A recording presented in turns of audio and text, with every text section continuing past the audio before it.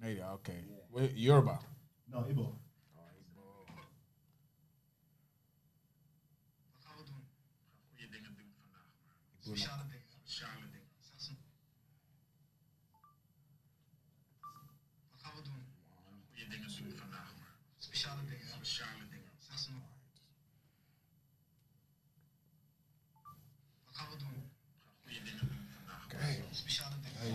I used to big it, I'm about to leave the room, but I'm gonna hit record. Thank you, bro. Keep it moving. Is there any way I can just pay for the engineer now and just you stick around? Nah, don't worry, no. Yeah, if you want to, I will. But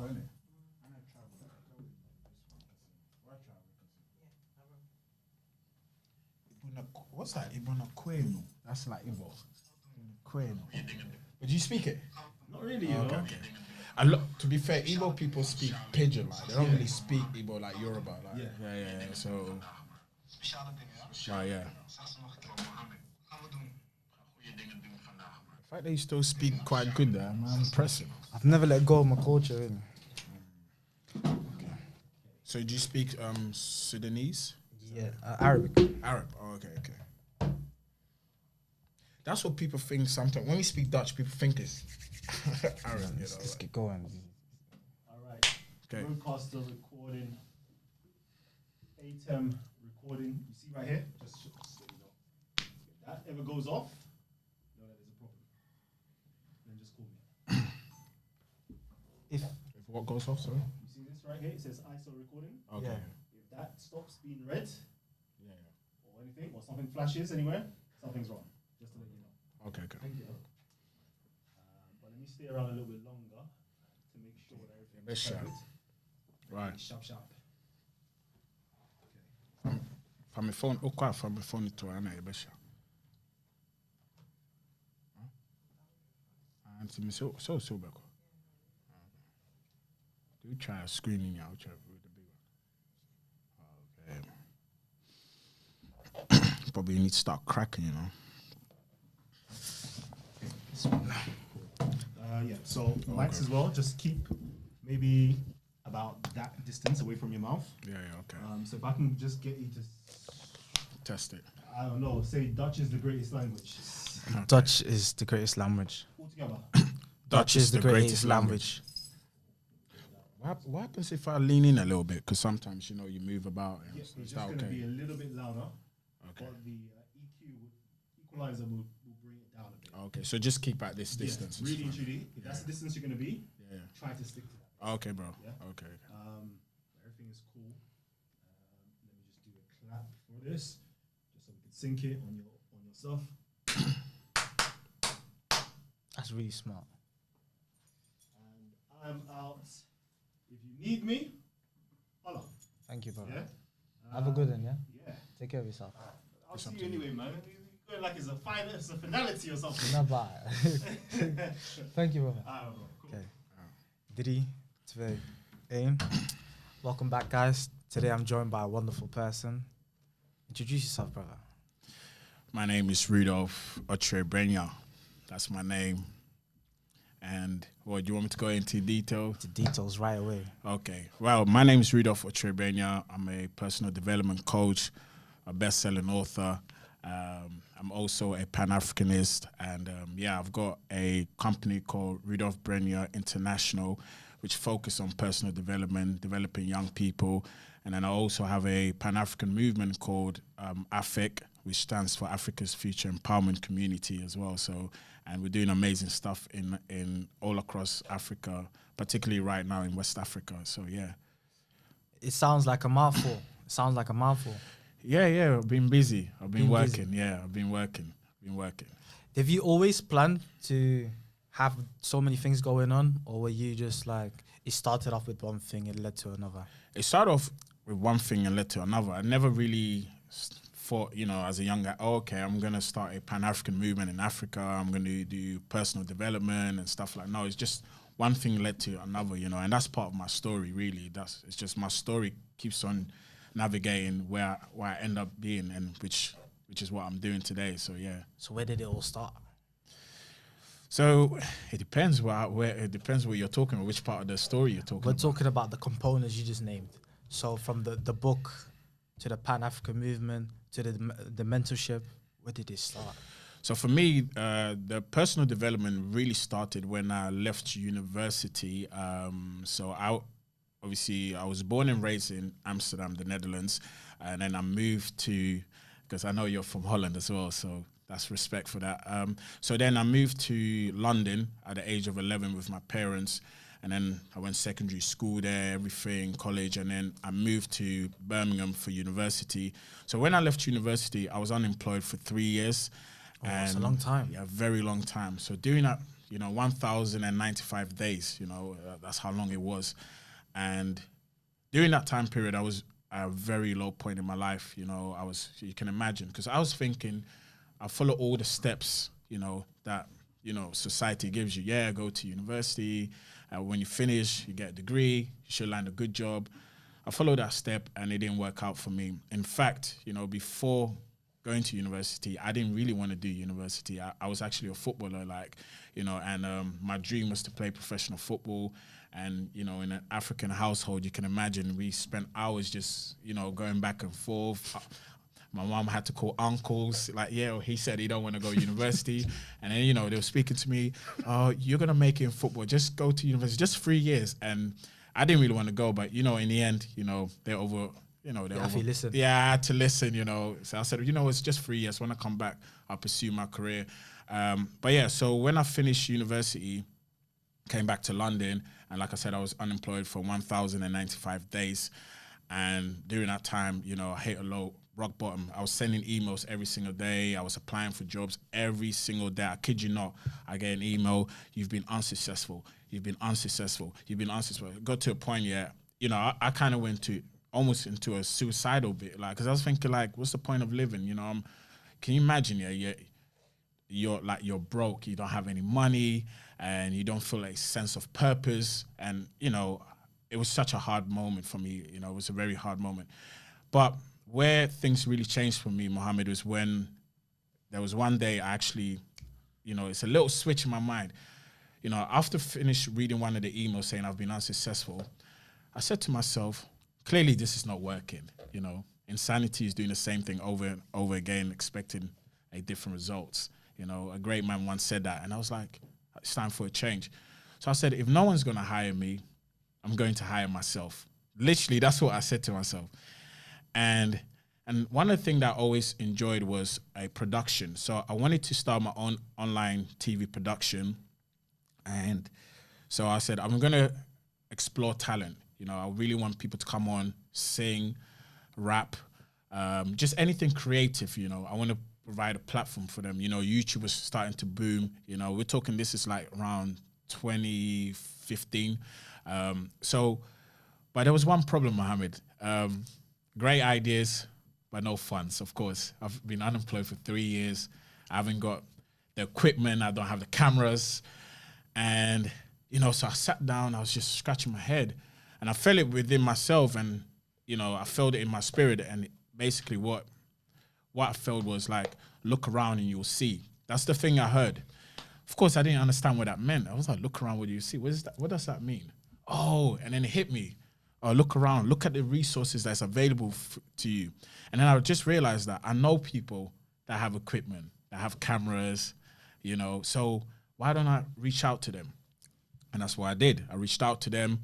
And I asked them, I said, listen, I've got a vision. I want to start an online media company. It's called Unashamed TV. I want to bring people on, explore their talent and so forth. And luckily for me, every single person I contacted was like, I was thinking about that. I wanted to do something like that. Yeah, let's do it. Let's start it. And then I launched that in 2015, Unashamed TV. And then there is a company called startup.co.uk. They deal with small startups as well in the UK. Anyone can look it up. They contacted me and, they sent me an email. I just don't know how they found me, but they sent me an email saying, yeah, we like what you're doing. Can you tell us about your story? And which I did. And I told them my story, and the story, they were moved by the story. So the story was, I think the header was how I started my online online business or online TV company without funds or equipment. So that was the title of the actual article, and they put it on their website, which was a big thing for me. I was like, well, I'm on a startup.co.uk. They got Richard Branson on there. They got all the top tech people and top entrepreneurs on that website. So I was excited. I said, whoa, I kind of felt like that was my first moment of I've made it. I felt like I've made it. And then what happened after that, Mohammed, was that schools were beginning to reach out to me. They said, hey, listen, we just read your article on startup.co.uk. Do you mind doing a presentation for me? So I've always been someone who, my friends would tell you that I've always been someone who motivate people, inspire people, but I never thought as an inspirational speaker, a motivational speaker, personal development coach as a career. I never thought of that. I always had a strong mindset, like anything I want to do, I can do it. You know, I've always had that self-confidence. But what was strange is that, you know, now schools are asking me to come and speak. So there's going to be an element of, you know, a bit of motivational inspiration. So, and prior to that, actually, I missed a step. What I started doing was I started to do some online, I was putting videos online. So I'll go outside and do some small motivational talks and stuff like that. So it kind of all fell in place. So then I started doing like secondary school, primary school, and then colleges as well. And from there, really, the personal development started. You know, I just started talking to schools, and I started dropping videos online, and, you know, people were reaching out to me, and I became the, so to speak, the personal development coach. And how it led to, you know, the book, for example, during 2020, we was all during a lockdown. We was in a lockdown period and had so much time on my hand. And one of my dreams have always been to write a book, because I feel like one thing will always outlast us is our work, you know. So whether you're a musician, an author, you know, your work will outlast you. You know, your music will outlast you. Like I said, Michael Jackson no longer here, but we still listen to his music. One day, unfortunately, I'm not going to be here anymore, but I know people can pick up my book. That's cemented in history. People Build something greater than you. Exactly. So, so during 2020, I said, listen, I need to push myself, write this book, and which I did. And I released it the following year, 2021. And the first week, I kid you not, like no big promotion, obviously self-published, no Penguin books behind me, nothing, none of the major, you know, distributors behind me. And, you know, the first 2 weeks, we was on Amazon bestseller list for psychology and dreams. We peaked, we came in at number 10, and then we peaked at number 5. You know, I was really pushing for that number 1 spot, but even reaching top 5, you know, is amazing. So it came from that. And then after that, you know, I said, listen, I've always been proud of my heritage, where I'm from. You know, I really represent Africa. And I said, I need to do something. So I was like, why don't I, the things I'm doing in the UK with going to schools and stuff like that, why don't I transfer it to Africa? So that's what I did. So I went to Africa, and I wanted to it started off I just wanted to do a conference where I come to inspire people. And little did I know, Africa's starting to have her legs on its own. And then next minute, you know, it's a movement. You know, after we did a conference, everybody like, yeah, we like this. The fact that, you know, you've come to Africa, and, you know, my background is Ghanaian, but because it's a Pan-African movement, I purposely decided to do the first conference, not in Ghana. I did it in Nigeria. And of course, the Nigerians was like, whoa, for you to come in, have so much faith in us, why didn't you? It's easy to go to your backyard and do it, but you chose us. It shows us that you're really for the youth of Africa. There's no favoritism or anything like that. And, you know, young people started to, I want to join this movement. I want to cause a change. I want some of them saying, I want to be the next Nelson Mandela. I want to be the next Kwame Nkrumah, and so forth. So then it was like, the demand was so high. I said, yeah, it has to be a movement, you know. And now, as I speak of today, we have about 200 people in our community, and it's growing every day. And we do conferences every single year. We also we hand out grants to people who have businesses. And mind you, at this present moment, at the time of this recording, this is all self-funded. You know, we haven't got any sponsors behind us here, any partners behind us, but we're hoping that we will get that in the future. So I know it's a bit of a mouthful, but as you can see how the story, you know, it just follows exactly how I went from A to B. That's exactly what happened, Mohammed. It was, you just laid out the blueprint, and one thing I took from that, it was it's a testimony to your discipline, because to apply every single day, just carry on non-stop, and not giving up, the determination, that the ability to carry on, that is beautiful. And I can see that it directly translated into the book, into the movement. You carried on over into everything, and it kind of just shows that yes, the system is not behind you, and you don't need it behind you, because you've got the skills already, you've got the discipline, you've got the motivation, you've got everything you need, you've got all the tools you need, and sometimes all you need is just a platform. And the most beautiful thing I've learned just now from your story is that your time will come. Maybe not today, maybe not tomorrow, maybe in 1,098 days, but it will come. And you know when it comes, it's like a snowball effect. It just picks up a little bit of snow at the top, and it just doesn't stop. It just races down at the bottom. It's beautiful, man. I mean, another thing you can take from that as well is, like, as you said, yeah, your time will come, but it's also important to realize that you can create that time. You can create that moment for yourself, because I was waiting. The reason why we had that snowball effect is because one day a switch came in my mind. It's like, hold on, if no one's going to hire me, I'm going to hire myself. That was the beginning of everything. It's just a change of mindset. It was just a mindset switch. It was like, I was waiting for someone to come and save me.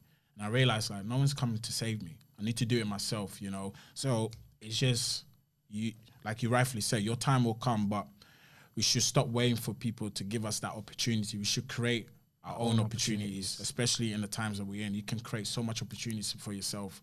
Imagine maybe 20 years ago, I can't start an online media company. It doesn't work like that, But now we have platforms that allows you to stream. So I had that opportunity. So I wasn't waiting for no one to give me that opportunity. I had to go out and take it. So, yeah. I just wonder, why did it take 3 years for you to make that flick of a switch? It was just a mindset switch. My mindset was like, hold on a minute, I've got a degree. So I was just trying to get a job. That was just, you've been programmed. It's just the programming at that point. I was just programming myself that this is what's going to save me. This is what's going to allow me to live the good life. Just go to university and then get a job. And it does work for some people, but unfortunately for me, it didn't work. So I don't know what took me so long, but I think maybe that was my threshold. It's just after the third year, I had enough. I didn't like feeling so low. In fact, people didn't even recognize me because I'm such a confident lad. I'm someone who's very bubbly, and I'm the one that speak motivation into people's lives. And now all of a sudden, I'm feeling desperate. I'm feeling so low. It was a very dark space that I was in, but yeah, I'm just happy I came out of it, but yeah.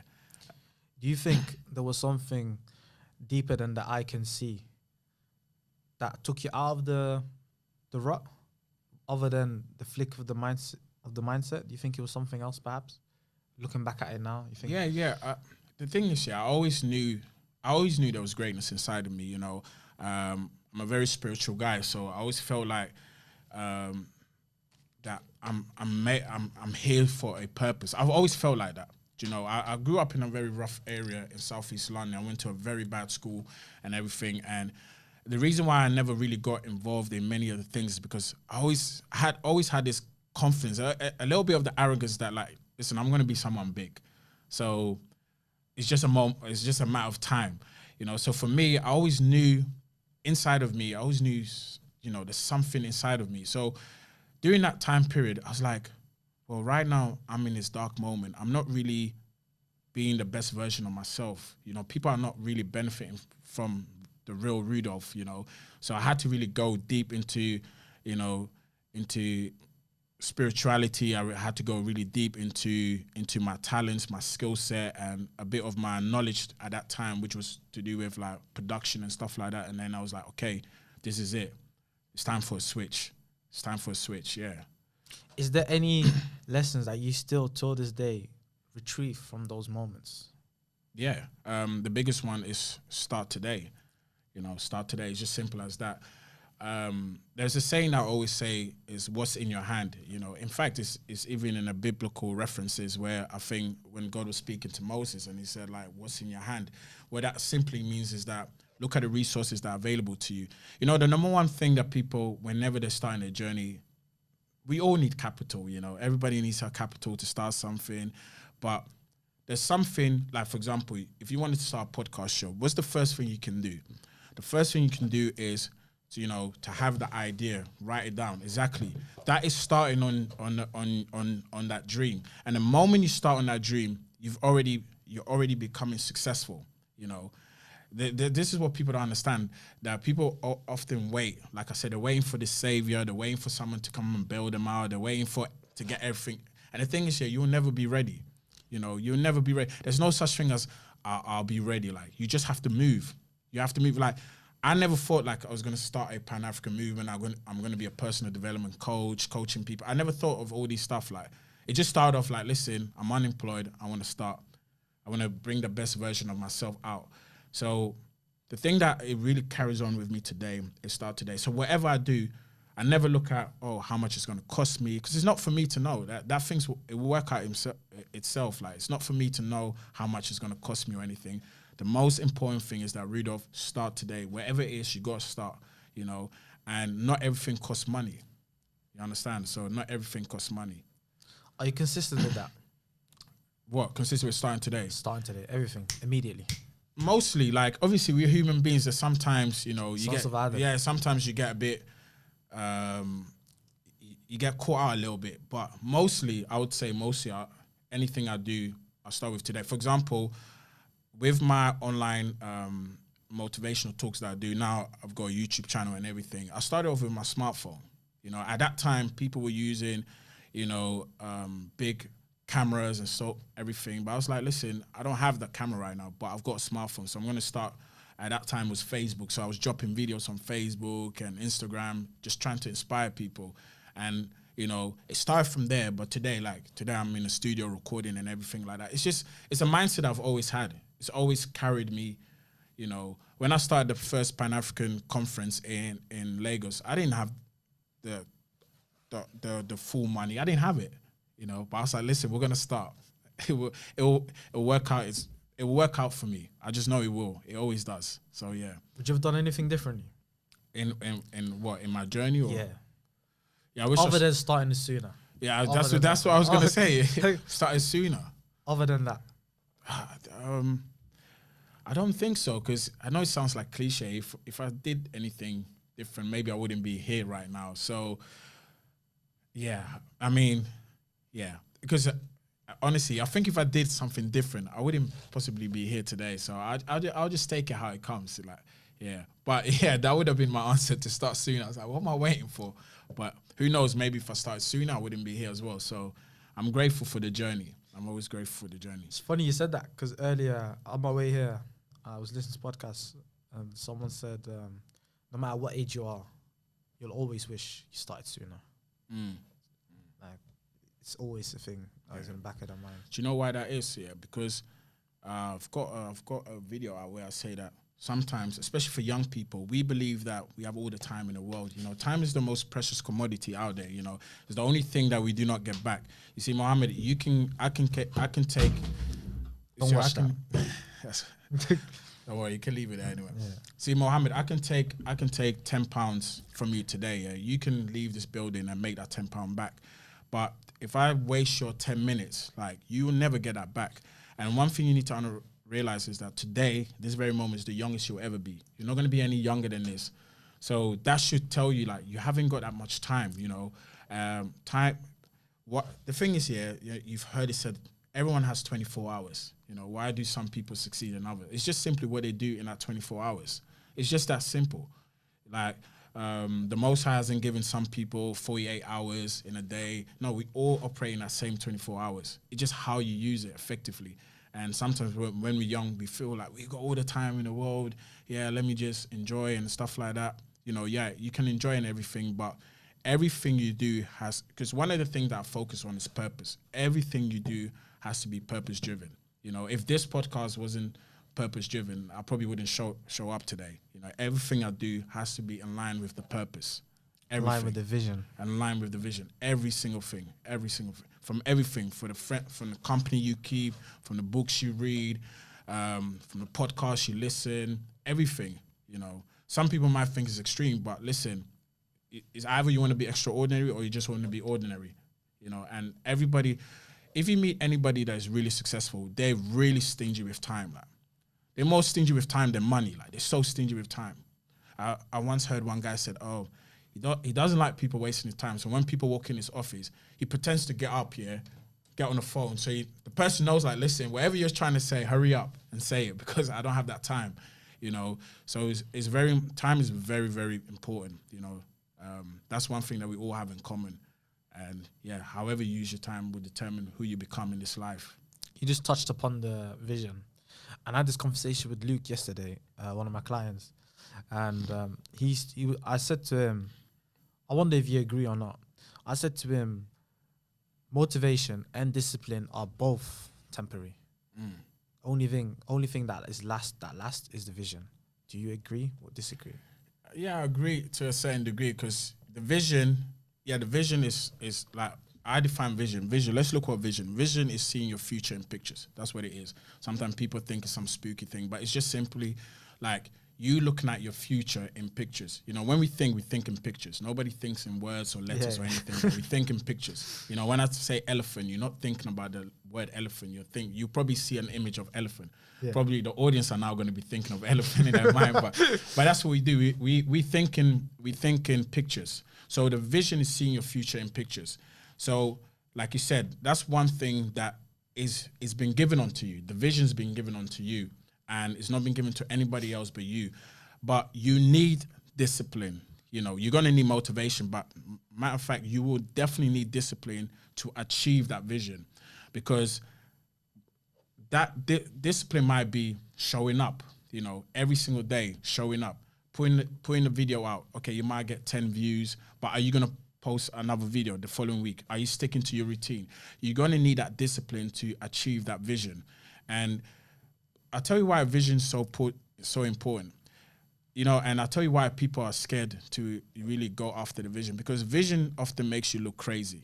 You know, everybody, if you look at people who had crazy visions, you know, I always talk about the Wright brothers who decided that, you know, we're going to make humans fly like birds. Literally, this is what they were saying. We're going to make humans fly like birds.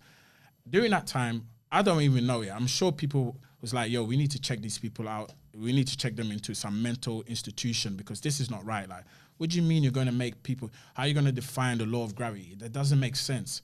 They said, no, we've seen this vision. Like, we can allow people to fly like birds. You know, of course, they failed a couple of times, but they achieved their vision. And we are benefiting from their vision. Like, if you take a trip now to your country right now, if you go, we're both from Holland, we take a flight to Holland, that is because of those two brothers' vision. At that time, it seemed crazy. You know, so you need to understand that normally I often say, when you have a vision and people look at you like, oh yeah, Mohammad, you're crazy. Why do you want to drive all the way to do that? That means you're on the right path. That means you're on the right path. Usually when everyone's agreeing with you, it's like, don't know, maybe I'm not thinking big enough. But your vision is supposed to scale you as well. Because what it is you'll look at your vision. So it might be you're looking at yourself, you have a vision of having the biggest podcast show in the world, yeah. Maybe you're looking at your current circumstance, like, how the hell am I going to achieve this? Like, you know, it scares you. So it's easier to be like, nah, you know what, I'm not going to pursue that. But guess what? The one thing about vision always, it pursues you. Like, so I always say that it's something that you can't stop thinking about. You're constantly thinking about it. So you could be working, you could be in a bathroom, showering, this and that, and it pops in your mind like, you know you should be doing this. Why are you not doing it? You know you should be, like, you feel it inside of you. Or like when you're on your way to school, work, wherever, and it drops into your spirit again, and you tell yourself like, there's more to this. I know what I need to do, but why am I not doing it? I'm scared. You know, so your vision, like I said, if anyone's watching us, if your vision scares you, you're on the right path. If everyone thinks you're crazy, you're also on the right path. So to answer your question, you're definitely going to need discipline. You're going to need that to fulfill your vision. There's no way you can have that vision. Yeah, the vision is lasting, but if you don't have the discipline to put the right things in order to achieve the vision, how are you going to achieve it? Okay.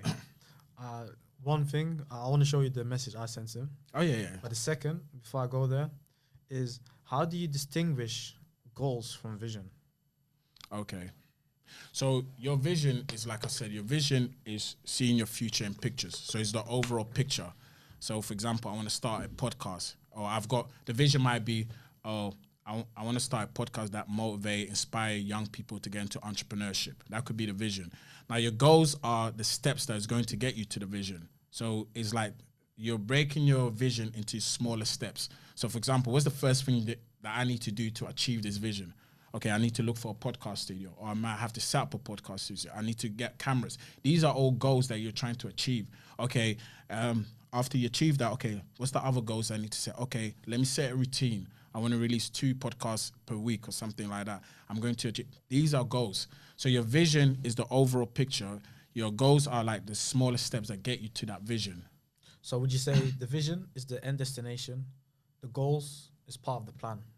Yeah, So I don't technically like using the end destination, because as long as you're alive, the reason why I'm saying that is because your vision might be, let me have the biggest podcast, and then show. what? Yeah. And then what? No, I'll tell you what. Then what? Then you get another vision. Okay. That's what happens. Okay. That's what happens. You never, as a human being, you feel like, okay, I want to achieve this. As soon as you achieve that, then another vision jumps out. How Do you know why? Do you know why that is? Because there's something in us. It's called potential. Oh. And there's 3 areas that I touch in when I speak to my clients and when I work with my clients. There's 3 areas: purpose, potential, and personal fulfillment. Every single one of us came with and for a purpose. Every single one of us. Everyone comes here with and for a purpose. And usually when I say this, sometimes people will say, "Oh, yeah, Rudolph, when you say that, how do you explain people who are born out of wedlock? How do you explain people who came here as a result of rape?" And usually when they say that, they make a very fair point, and it's a very tragic thing that can happen to anyone, rape and stuff like that. But usually my answer is that there's a few things that we cannot control. We cannot control how we came into this world, and we cannot control how we look or what family we are born into. You understand? So what I usually say is that the reason why, that kid who is a result of, a mother being raped or is born out of wedlock, that child is innocent. That child still has a purpose. You can't control how you come into this world, but it's your responsibility to know how you're going to leave this world, and how you're going to leave this world is you need to tap into the next part of the segment, which is potential, because that's one thing that all of us, we have in common. See, the man who's living underneath the bridge on a cardboard box, and the man who's living on top of the hill in a 20-bedroom mansion, glass house, they all have one thing in common. That is potential. Potential. And what is potential? Potential is all you can be but have not yet become. The potential is everything that you can do but have not yet done yet. That is what potential is. You see what I'm saying? So potential is the reason why, many of us achieve the things that we achieve. That's why when you come to me, I never look at the person's current state. I never look at. So you might tell me, "Oh, Rudolph, I'm going to be the next billionaire." Okay. The reason why I believe it is because I know there's something called potential. And the human, scientists in the human field of potential say that we only use up to 10% of our human potential. Do you know what that means, Mohammad? What that simply means that all the beautiful cities you see out there, all this nice skyscraper, whether it's in Dubai or South Africa or in London, we've only used 10% of our human capacity to build those things. So imagine if we were just to tap into another 5%. Just give us another 5%. But how do you tap into that 5%? We're going to get to that. It's, how we tap into that 5% is, it starts in the mind. It's a mindset thing.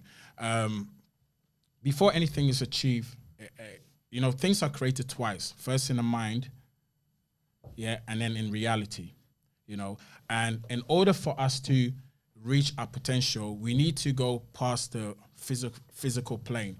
And what usually people do is that they let reality determine their life, and that's where we go wrong. There's not to go into metaphysics or anything, but there's 3 planes of existence. You know, you have the physical realm, which is the reality, you know, our 5 senses, and which most people operate in. And then you've got the mental plane, which is, you know, your thoughts, your imagination, stuff. And then you have the spiritual plane. So the reason why many people are not tapping into the other percentages is because most people are just operating on a physical realm. Like everything to them is physical realm. Like they don't even know where their thoughts come from. They don't even understand why they're having certain thoughts. They don't understand the spiritual realm. Like the spiritual realm is the highest realm. It doesn't mean like maybe you're, so to speak, a religious person or anything. It means that you tap into the highest source, which, you know, many of us call God, Allah, you know, Yahweh, Jehovah, or infinite knowledge, whatever you might, or universe, wherever you might refer that thing. Once you realize that this source is inside of you, you then realize that anything that you want to achieve, you know, is possible. And once you begin to have that belief that, listen, I have the source inside of me, and every idea that comes to me, you know, is very much possible, we then begin to tap into our human potential. The reason why many people can't tap into that is because they think, oh, that's not possible. I'm looking at my current circumstance. No, let me just do what's possible for me right now. That's the physical realm. And then they stay, and they say up to 10%. So most people are operating on 4 or 5%, you know. So it's very much possible for us to tap into the 9%. And in fact, this is what I help many of my, you know, my clients with. You know, I help them, you know, achieve this thing. And it's all, I work on a psyche, I work on a mindset. It's all a mindset switch. You know, one of the things that can help someone right now, this very moment, is a technique called active. You know, you active. Once again, not to go into metaphysics or frequency and stuff like that, but I'm giving some of the things that I share with my clients away, but this is something that's out there anyway. Active is such a very powerful thing to do. So right now, if you say, okay, I want to have let's stick with the biggest podcast in the world, you should start acting like how the biggest podcast in the world will act, you know, because you're moving from the frequency you are in right now to the high frequency. And the more you begin to act like that person, everything will fall in line. Don't ask me why that happens. It's something, you know, people call it manifestation. This is something that it always happens. But what the problem is here, many people say, oh, I want to achieve this, but their day-to-day activities, it doesn't reflect. So you're not really, you know, we don't believe before we don't see and then believe. We believe before we see. You know what I'm saying? Like, so I believe whenever I'm trying to achieve something, I believe it first. Then I know, when I believe it first, I know I'm going to see it. Because the more my actions are reflecting the things I want to do, I'm definitely going to see it. But the problem is many people say, I want to see it first. Let me see. Oh, he said he's going to do that. Let's see if he's going to work out. You know, and that's why many people operate at that level. But if you want to transcend and you want to tap into that 9% that we talked about, these are some of the things that you really need to look into, like your potential, you know. So yeah, you need to ask yourself, how can someone start a business in his garage, you know, whether it's Steve Jobs or whether it's Jeff Bezos? How does someone start a business garage and now becomes a billionaire like? It's a different mindset. They've tapped into a different realm that most people haven't tapped in. He's not different from you. You know, when Mother Nature calls you, he's going to use the toilet. You cut him, he's going to bleed. What's the difference? It's up in here. It's the mindset. It's a switch. It's a bit like what happened to me. Just a switch, like, hold on, no one's going to hire me. I'm going to hire myself. Do you believe if all the money in the world got divided equally, it would end up all back in the same pockets? 100%. Yeah, 100%. Easily. Because once again, it's the mindset. It's a mindset. If you take a top person, a billionaire right now, and you make him broke, yeah, best believe that he's going to come up again. 100%, because their mindset is different. And someone who's broke, who's never had money, and because they haven't changed their mindset, all that money goes away. This is why we always hear it. People that win the lotto and lottery and stuff like that, what happens to them? They go broke. And you think, how you won 20 million. How is that possible? Mindset is different. Let me give you an angle. My mentor Fawaz, he says the reason people like get money but get rid of it is because they feel uncomfortable. Yeah. So let's say I am a 50K person. As soon as I might have 55K, I need to get rid of that 5. Yeah. It makes me feel It uncomfortable makes you feel uncomfortable. having that extra 5K Yeah, yeah. around. Yeah. And there's the other way around as well. So some people, they are a 60K person in their mind, but they only have access to 50. But they use the extra 10K. They'll find it somewhere, somehow. I like that. That's actually really true. It's very, very true. Yeah. So it goes to the mental barrier. Like the only thing that self-limitation is something that, you know, stops our potential as well. Self-limitation. Our limit is, you know, I'm not supposed to earn more than 100K. I feel really uncomfortable now. Let me find a way. You start calling up random people. Hey, do you want money? Oh, I want to buy you this. Like, yeah.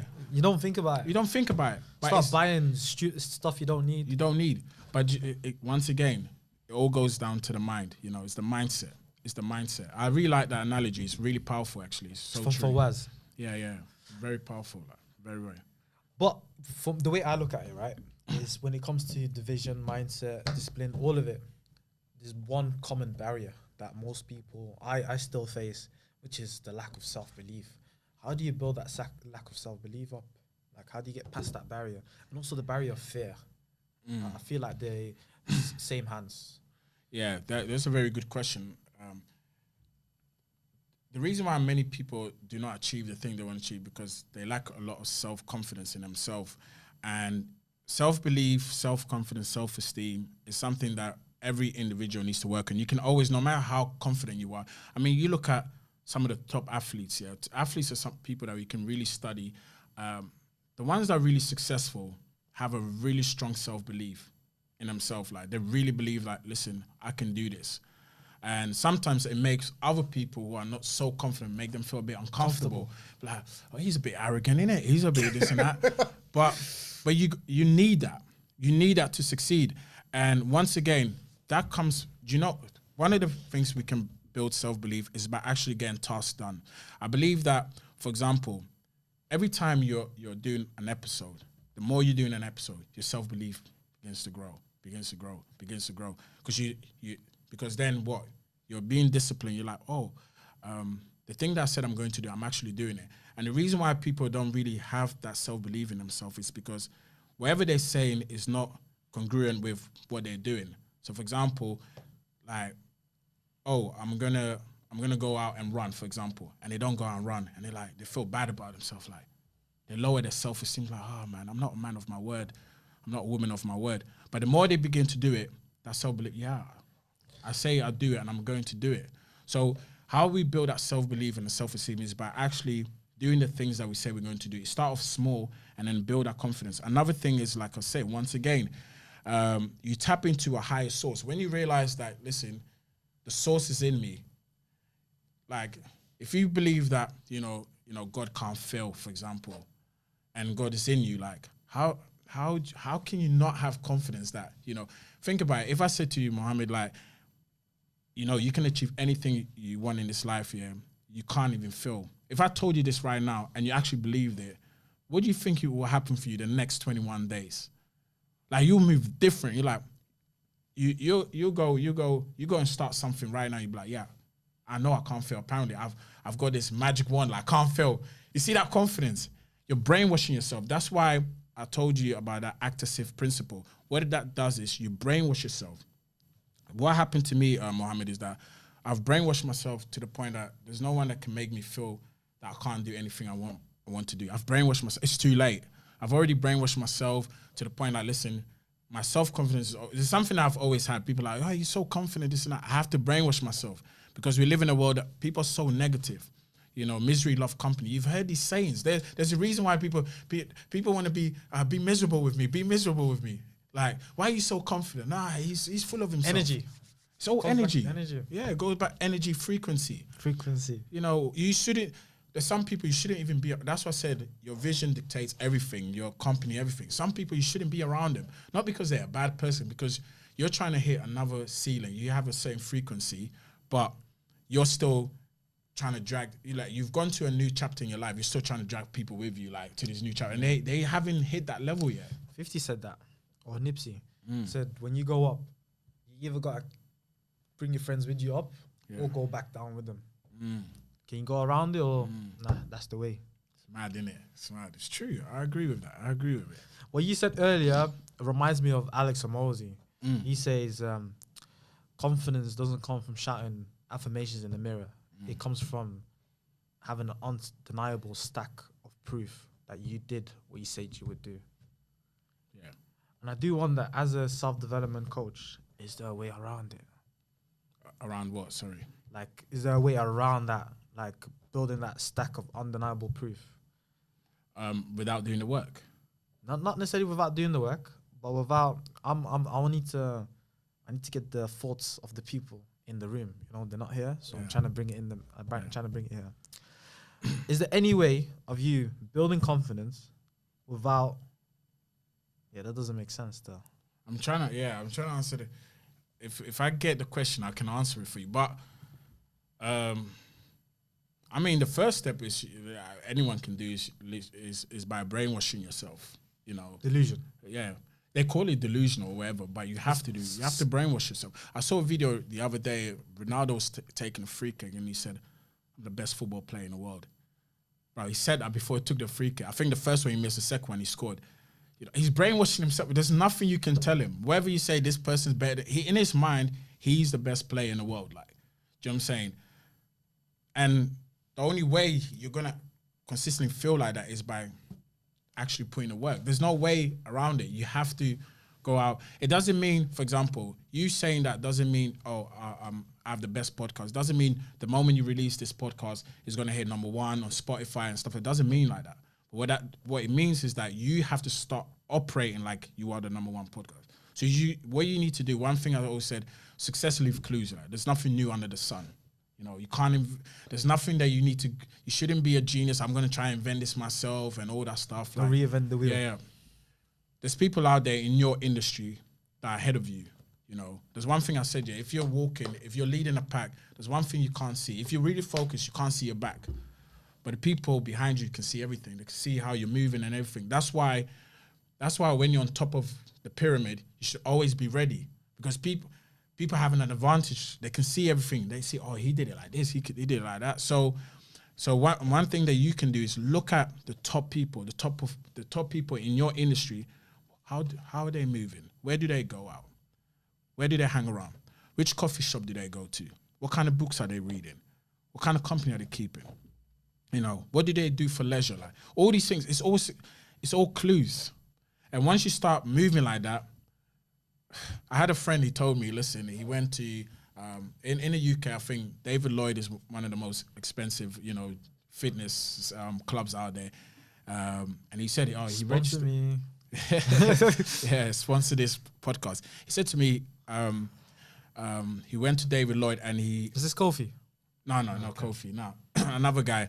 And no, he actually lived in a very expensive area in Canary Wharf.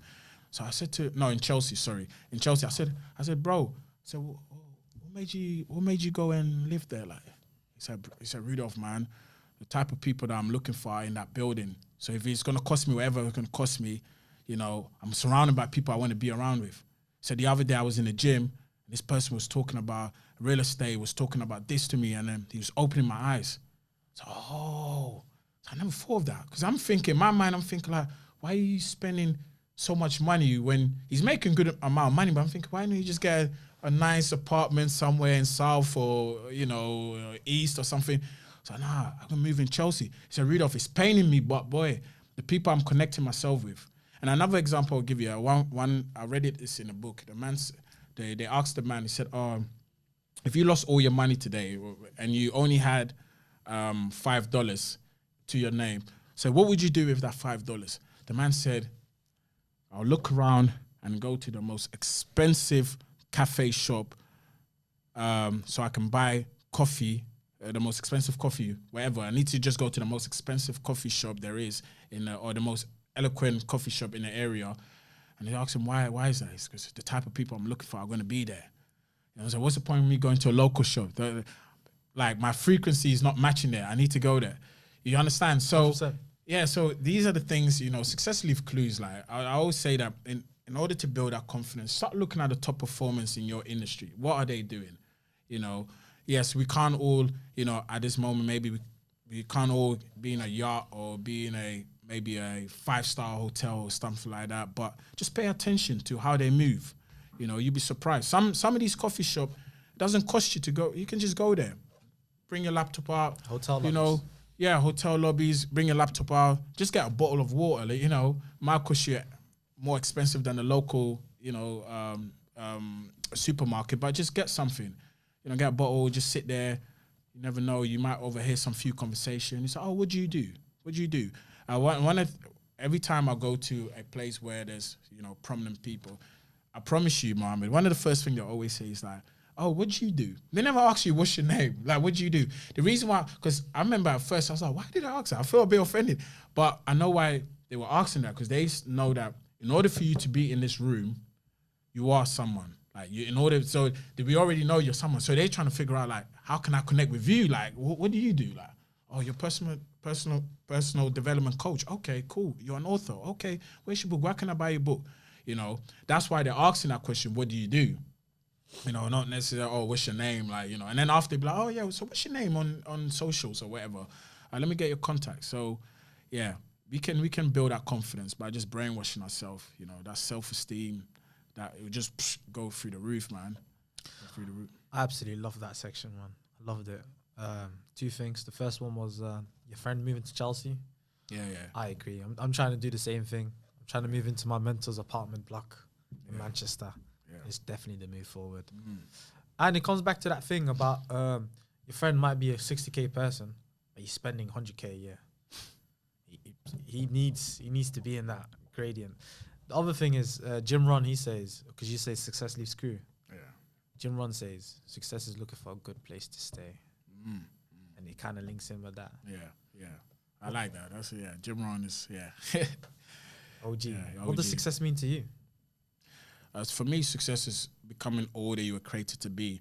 I believe that success is I define success by, number one, becoming all you was created to be, releasing your potential, and living having a personal fulfillment. That's why I always, everything, my business, everything's around the 3 P's: purpose, personal potential, and personal fulfillment.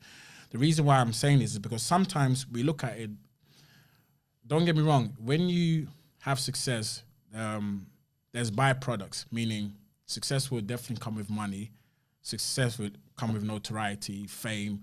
It will come with possessions, you know, cars, lands, and stuff like that. But usually that definition is a very superficial definition, and it's actually it's been glorified by the media and so forth. But there's times where you've heard people, you know, are billionaires, you know, and they've taken their life, and you're thinking about, how's that possible? You know, because they're missing an element. They're missing that personal fulfillment element. You know, success is something that, how do we determine this chair to be successful? There's a purpose for it, you know, for us to sit on it. Now, if I decide to use this chair as a dining table, as I've abused its purpose, it's not being successful. Do you understand what I mean? But if you are supposed to do what you're doing right now, you are very successful. Now, you might look at it like, yeah, I'm not worth this amount of money, this and that, but you've already become successful. Do you understand? So what's the purpose of this mic? How do we determine this is successful? If this mic was just there and it's not working, are you going to say this is a successful mic? Nah. Do you understand? So it's a deeper meaning, you know? And like I said, success comes with byproducts. There's 100% that you will attract one of the 3. You know, you either get wealth, notoriety, fame, possessions, or something like that. Look, Mother Teresa, like, she wasn't a millionaire or anything. She was very successful. She had the notoriety aspect of things. Do you understand? There's so many people out there. Mahatma Gandhi, you know. Bob Marley. Bob Marley and stuff like that. Although he had money, but, you know, but he didn't look at that as his, you know. So, please don't get me wrong. We all like me. I'm not saying that, you know, when you're successful, you're not going to get money. But how I define success is like, it's to do with your purpose, being who you were created to be, functioning like the way you was meant to function, releasing your potential. You know, how can you say you're successful if you're only operating on 5% of your capacity? I absolutely love that because I think this is the best explanation of success I've heard so far, which is basically do what you're supposed to what you were supposed to do. And I do have a question. With that, does that come in one aspect or is that all aspects? And you're probably thinking, what do you mean by that? I think we as humans we've got all these dimensions we're made of. You've got your health, you've got your wealth, you've got your mind, your spirituality, you've got all these things. To succeed, do you need to be good? Do you need to be above average at all? Or can you just excel in one? I think the most people that the personal fulfillment aspect, yeah, when I talk about the 3 Ps, it requires the holistic approach. Holistic. Yeah, meaning like obviously what good is it going to do to you if your health is not in order and one of your purpose is to be a public speaker, but your health is not in order. You're always sick. What good is that going to do for you? So that's why in the 3 Ps, there's personal fulfillment. Personal fulfillment, I strongly believe that in order for us to reach that personal fulfillment, it needs to cover those 4 elements usually people speak about, So, yeah, go on. I know you got a question to ask. So then how do we strike the balance to go after all 4 without sacrificing reaching? Because everyone is really, really good at one thing. Yeah. But when you sacrifice all your attention to divide it so you can achieve all things rather than the one, how do you strike that balance? But you can still achieve all things without losing out on going big on that one thing. So how do we? So basic question: how to get that balance? Name me the 4 that you're talking about. So you got health, wealth, spirituality, and the mind, self-development. The mind. Yeah. The mind. Yes. So the question is, how do we find a balance? Yeah. But the thing is here, you need to understand that number one, like I said, once you discover who you are, where you was created to be, this is my purpose. Rudolph, I'm supposed to be a personal development coach. So what does that require? It requires me to be on stage. It requires me to learn personal development. It requires me to believe in myself, which comes from spirituality and stuff like that. It requires me to stay fit, for example. What's the point if I get on stage and the next 10 minutes I'm out of breath? Do you know what I'm saying? So once again, we see this microphone, there's different elements that makes this microphone work. And every part of it is just as important as just the head that we're seeing. Do you understand? So in order for you to be successful in your industry, every aspect of those things are very important. You can't just say, okay, I'm just going to focus on making money and then my health is bad, or I'm just going to focus on just my health and then the other side is not, because that's not a holistic approach. And I believe that you can focus on one, but you will lack that personal fulfillment. You will feel it somewhere. This is what I'm saying. Why is it someone? Why is it? Why is someone who's a billionaire taking his life? Like that makes sense. Like, what is it? Is it spirituality not in order? Is that what it is, or is it his fitness wasn't right, or what is it? Is he not working on himself? What makes someone? Something is missing in that equation? Well, can you have it all? Because you often see like rich people, they say to young people, I'll trade all this money right now to have back the youth. And then you see young people say, I don't want this youth. I want all your money. And then you see healthy people saying, I don't want to be healthy. I need money. I need to eat. I need to do this. But then you see like people that are on the deathbed be like, I don't want how can you get all 4? Listen. Or do you need to be grateful for reaching certain? You can't. I believe, this is my opinion, so no one should. I don't think you can be, let's say, master every area, because our time is very limited, Okay. But we can always improve. No matter how fit you are, no matter how much money you have, no matter how much personal development books or seminars you've been, you can always do more.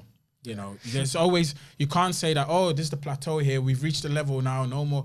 It goes back to what I was saying. Until we leave this earth, there's always more to come from us. Potential. The reason why, that shows you why it's important to have that balance, because why is someone on his deathbed thinking like, listen, I'll trade all my money just to get my health back? Because there's no balance. Like, you know, something was missing in the equation. Do you understand what I'm saying? That's why it shows you that each component is very important. You know, the fact that one person think like, yo, I just want money, like, you know, that means the money is important. The fact that someone wants health, that means the health is important. That's why it's important to strike that balance. But to answer your question, I know where you're getting at. You're saying, can you master all of them? And the question would be, of course not. You'll be more successful in one area than the other. But it doesn't mean that, because life is always about improving. You know, it's always about improving. It's always about improving. So yeah. I like that. Well, as a man as a person, I do apologize. I'm a man as well, so you know, the Birmingham part. As a person who's running a movement, it's got a book, is doing this and that. How do you find balance? It's to do with priority, like. Okay. Set with priority. But I said to you at the beginning of our conversation that time is the only thing that we don't get back. You know, time is such a precious commodity. So you need to look at, okay, this is my vision. This is what I want to achieve. This is what I believe I can contribute to society, to the world. Now I need to look at, Mohammad, what is important right now. I need to be in shape. I need to be healthy. You know, I need money to move around and do whatever I need to do. So I need to find a balance. It's easy for me to make excuses. Yeah, you know, I don't have the time, this and that. I guarantee you, most of us spend hours on our phone scrolling, and it's not really, you know, benefiting us in a way. We're just consuming. And that same person would tell you, yeah, I don't have the time. But you just spend time just scrolling. Why don't you find a balance? Why don't you cut that time that you're scrolling into half and use that to go to the gym or go there, work on a personal development, pick up a book, listen to a podcast show, do something that is going to get you closer to your vision, to your dream.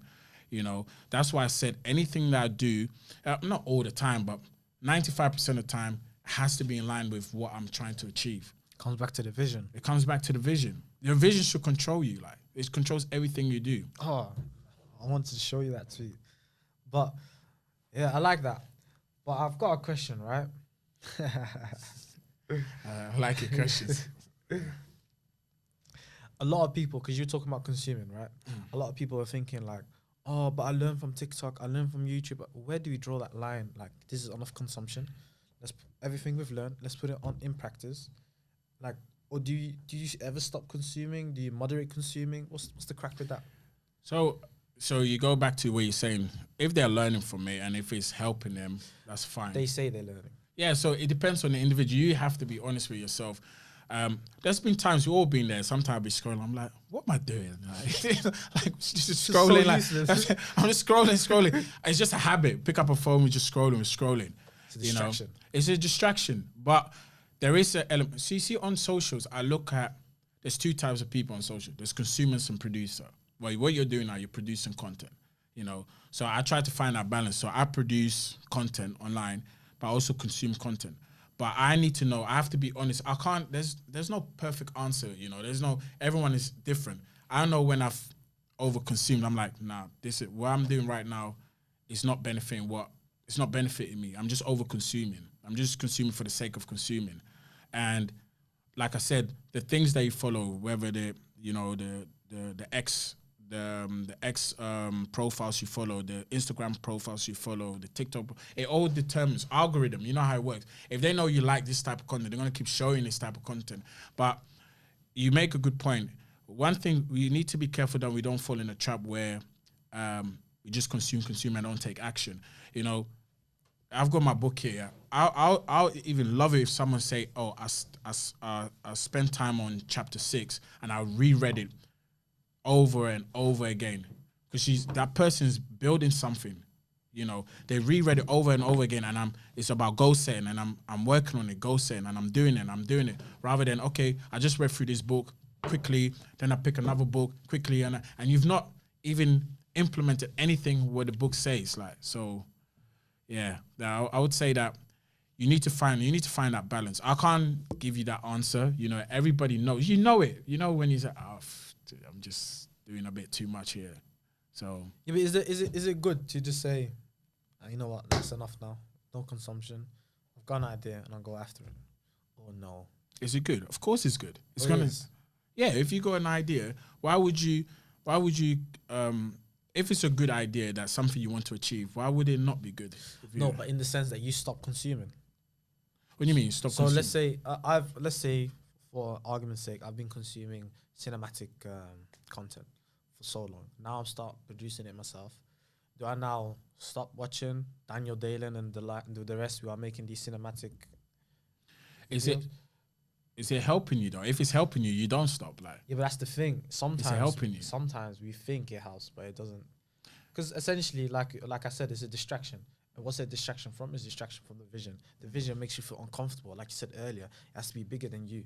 You need to be scared of it. And sometimes you get so scared that you just want to, let me get my mind off something. Let me Yeah, go yeah. for a scroll. Yeah, So I'm yeah. saying for those people that cannot distinguish the two between, is this actually helping me or am I just trying to run away from my vision? Just trying to get some comfort, some safety.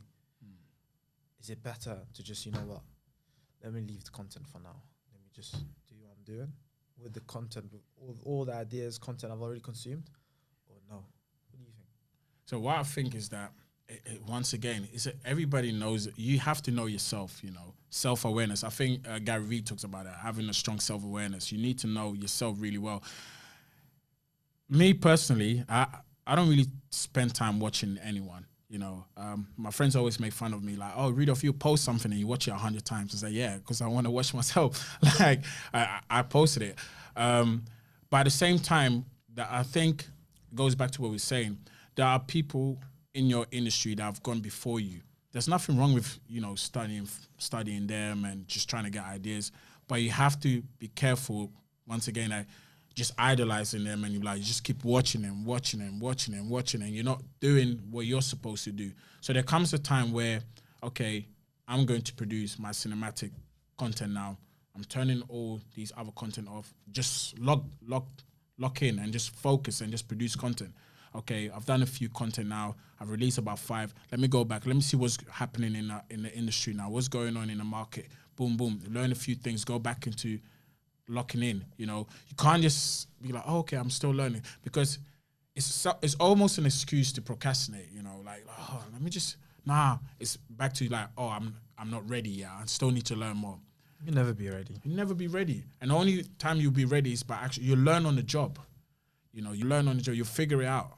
You know, but I do believe that, you know, I think I spoke to you about this off camera, is that it's very important to be organized. You know, organization is really important. You know, you have to have a structure in place, you know, not just walking in like, you know, crazy, like, but you just take your time, organize yourself. Okay, this is what I'm doing. Have a nice structure. Like, okay, I'm starting a podcast show. The aim is to release 2 videos per week. Okay, how many videos is that?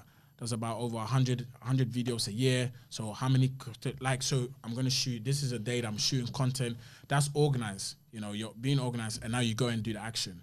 You know, that is different from, you know, like, oh, let me just keep learning. How do people release content? Like, how do people, nah. You need to come to a point that you have to stop, and you just have to focus on what you have to lock into whatever you're doing. And I know we're speaking about content. It could be anything, you know, whatever industry you are in. It doesn't, you know, I know we touch on content, but it can be anything, you know. So, yeah, but, you know, online is a great platform for us to learn. You know, it's a cheat code, you know, for us, really. Very. It's a cheat code, so, yeah. Talking about consumption, you've got this beautiful book right here. How did you get into books? Where did it all begin for you in terms of books? Well, there's 2 people that really inspired me. The first person, people probably will be surprised when I mention, is there's a famous artist, actually. He's no longer with us. His name's Tupac Shakur. So when he was 17, he did an interview, and at that time I was 17 years old, and I liked the way he was articulating himself. I was like, wow, this is really good. Very educated man. Well, yeah, it was like, he's 17 and he's speaking like that. And I was, at that time, listening to my lingo, and I listened to the other 17-year-old. I was like, what? You know, I was consuming his music at that point, but I've never, at that point, never really heard him in an interview. And this was before he was famous or anything. So I was like, this guy's really intelligent. So when I did a bit of digging, found out obviously that he was someone that was reading a lot of books. So I was like, right. I said, so in my mind, I'm thinking, if I read book, perhaps I could be articulate and like or eloquent, like and sometimes people don't see that side of him. So that was the first person really that I saw, and there was also two other people, older, like they're like older brothers to me, and I always saw them reading, and then sometimes they would say stuff, they would do a lot of public speaking, and they'll say stuff. I'm like, how did you craft such a sentence? How did you say that idiomatic expression? Where did that metaphor come from? They're like, Rudolph, it's just like, I read books. You see me reading. So then I gravitated to books. I was like, nah. So my first initial was like, yo, I want to be as smart as them. I want to speak like them because they are really intelligent. And then when I got into books, I realized, like, oh, hold on a minute. It's like what I told you off camera. I said, like, this guy spent 20 years writing his book, and I can take it in 20 minutes. I'm playing myself if I'm not reading this. Why do I have to go and do the hard work? If someone's done a research on this particular subject, sometimes people take 10 years to write a book, 15 years, 20 years, 30 years. And I can pick it up, read it in 30 minutes and gain the knowledge that he gained. It's like standing on the shoulders of giants, kind of like. That's what they say. You're standing on the shoulder of giants. Like, I can stand on the shoulder of... If you pick up my book, you can stand on my shoulder, like, basically. Like, the research I went into this. So I'm thinking... So I really fell in love with books, like. I fell in love with books. I was just buying I do a lot of personal development, so I really got into the personal development space. I was reading a lot of books, and I just enjoyed reading. And everyone that knows me was like, Rudolph, I've got a library of books in my house, and people understand that, this guy. And to the point that when it's my birthday, they're like, we're gonna get him a book. So people just get me a book. Maybe get him a pair of trainers and get him a book. He'll be fine, So yeah, I treasure books so much, and. Sometimes now we live in a time where podcasts are really important. So as much as consuming books as well, podcasts is another form of where people can really, learn from other people as well. Like I told you that you're in such a good position. I'm even jealous of you because imagine the types of people they'll come to your show and they're going to be sharing their knowledge and you're just going to pick out their brains and you don't know it. It just drops to your spirit. One day you're going to say something. You'll be like, where did that come from? Kofi. Like, oh yeah, Kofi. Oh, Rudolph. Oh, that person. You see what I'm saying? So, but you don't know it now. It's all working on your psyche. It's going into your subconscious mind, and you're storing it all in there. And then what's gonna happen is that one day you're gonna need it. You're gonna realize that you're thinking of an excuse. You're like, no, I need to start today. Hold on, where did I get that attitude from? Oh yeah, I remember I did an interview with Rudolph some years back. Like he said, start today. So yeah. Everything comes full circle. Indeed. A little break. I need to go to the toilet. Also, Yeah. I'm wondering. I have a weak bladder. I got MS. Also, I'm wondering. Are you okay to extend? Would you be okay to extend? Because we haven't touched upon the book. We haven't touched about Africa. Yeah. Well, how long have you gone in? It's basically the booking ends 1 at. Yeah, but he basically said, because he wants me to transfer the data onto the power bank. Yeah. He wants me to be. Yo, go and piss, man. Go and piss because you see you're struggling. I held that in for 20 minutes. You just told me, right? You just stop. Cut me off, man. This is more important. Yeah. Because you can tell when it's been cut off. Yeah.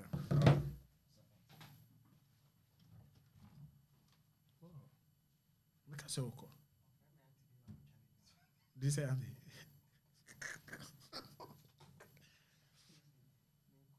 Okay. No, it's fine. If you have to go, it's fine. Yeah, most likely.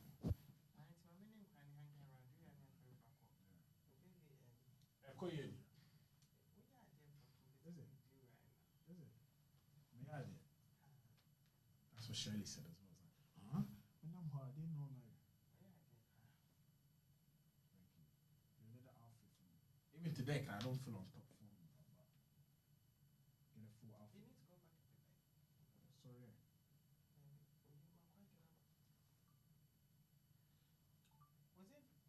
The video. No, do a video. We'll take a picture later. What? Yeah, get a full drip. Say podcasting. Got a Jordan 6 on, the retros. Put a little Christian Dior on. podcast with Dano. Okay, so say trap, I can say it. I can say that.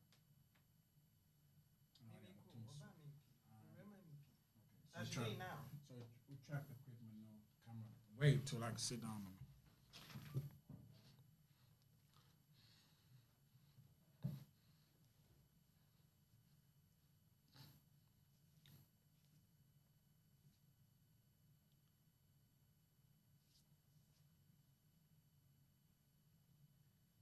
Brani mukaka, brani.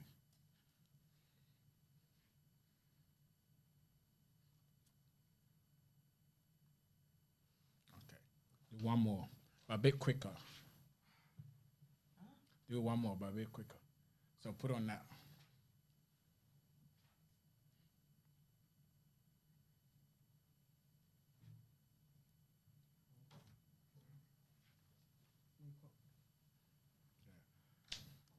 To be fair, I should have used the toilet as well, but I don't feel like. Yeah. No worries. You good? How are you finding it? Is it going good so far for you? I loved it. I didn't look at my phone once. Yeah. I feel like at the beginning you wanted to get structured, but I knew it wouldn't work. Do you know why? Because on our first interaction, we were just flowing, you know. But I if you're happy with it, you know, Nah, it's okay. All I care about is covering 3 areas, which is book and Africa, and we've kind of touched upon the self-development. So now the book and Africa. It's just like this is the first time just flowing, but it works when the person across you is like your friend. Oh yeah. It doesn't work with. So is it the first time you felt like you're flowing with someone? No, I've always felt like that, but I don't feel as anxious. I think I don't know Because you know I want you to succeed. That's why. I don't know why. I think so. You know I want you to succeed because we spoke about this.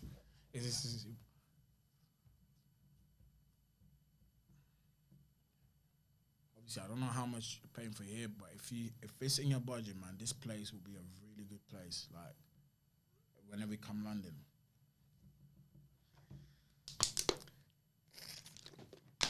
I'm excited, man. He said I can add extra hour. Is it? Yeah. In that case, might as well use the toilet. Do you think, man? Do you think? So that I don't interrupt. Where's the? Yeah, you pumped up, yeah. Yeah, man. Where's the toilet? If you go out here.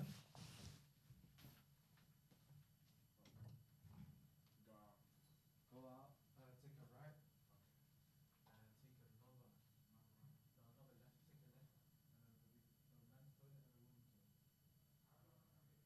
I'll go for you.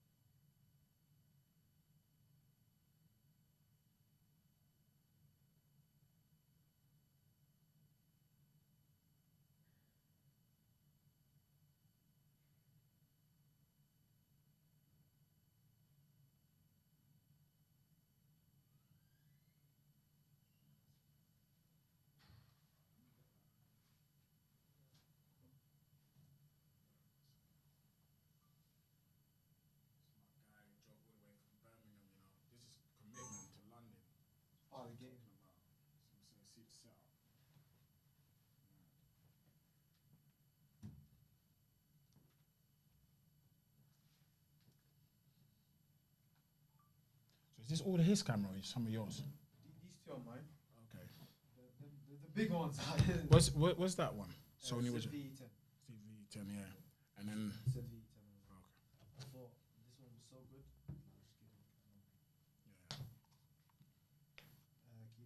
so is he gonna give you is he gonna give you all the footage? Yeah, I'll have them too. I will have them too. Why not? No, sorry. I'll have these two already. Yeah.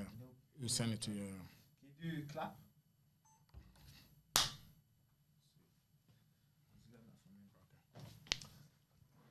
I thought, I thought when about the book, I thought he's going to talk about Netherlands, about being alone in the library. I can touch on it. You know what?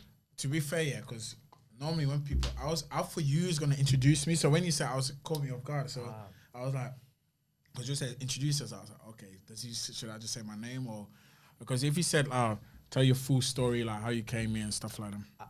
The reason I asked that question, right, is camera's rolling. Will be for behind the scenes. Okay. The reason I asked that question, right, is because I like the way people are throwing off. I've asked it every person I asked, and it's authenticity, like from on your side. People say like, yeah, he's not prepared. Yeah, they're like. Okay. All right. Yeah, but I can go. I mean, obviously we touch on the book. I can go a little bit. I couldn't speak the language, everything, and then we'll go into Africa, and then this should be a good segment. They're gonna know you had a different top stage. It's okay. It adds to the flavor. Yeah. Yeah. Oh, this is my breast thing. No. Do you know what? That's funny that you asked that. Yeah, you're gonna come across people. Yeah, and it's gonna be hard for you. So you're gonna come across people where maybe their breast man. You'll be like, oh. That's what you're asking it. That's why I was being at a distance because that's why I was drinking the water. No. To keep the mouth fresh. No. I'm not like chewing gum, but no. Why are you fasting or something? No. Oh, okay. I am, but not really. Oh, okay. Not for religious purposes. Yeah. It's because I came here and I thought he would be ready, but nah. So I had to sacrifice. Nah, man, you're good, man. You're breast. Yeah, man. Let's go, man. Let's go. So, tell me a bit more about how you got in contact with books, because I do imagine, right, like when growing up, there's this stigma of books are boring. Like it's a punishment. Why is it that you gravitate more towards books than others? Or have you heard that saying that if you want to hide anything from a black man, put it in a book? It hurts me when I hear that, honestly. And it's true though. It's funny why they said, "God, black people don't like to read. We'll watch anything, entertainment. We'll watch people dance, sing, rap, cook. We watch people play football, basketball, anything. Reading, nah, I don't hide anything from. Even it goes back to in ancient time, when our ancestors were unfortunately on a plantation, one of the rules was they weren't allowed to read because books equates to knowledge. Yes. And knowledge equates to freedom. Yes. So they know if the black man can read, that means they free. They're free in the mind. And that's the shackles can be here, but if the shackles is here, it's game over. And they did whatever they possibly could to stop us from reading. So that's something I was always gravitated to, that books equates to freedom, equates to knowledge. And I've always been impressed with the guys that are really knowledgeable.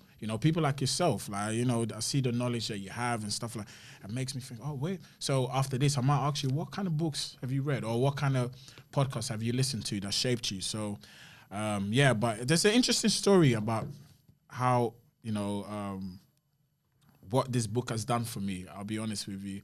If you permit me to share it, I will share it to your audience. Brother, this is your stage. Take it away. Yeah, so... Don't mind me. Okay. No. So Okay, I'll wait for you to say that because you're probably going to cut it in. Nah, I won't. You won't? Nah, keep it natural. Okay. So just recently, the book was in the libraries in London, specifically in Nunhead Library in South East London and Peckham Library. It's a big achievement for me. The reason why this is a big achievement for me is because, as I said at the beginning of the show, I was born and raised in South East London. I was born and raised in Amsterdam.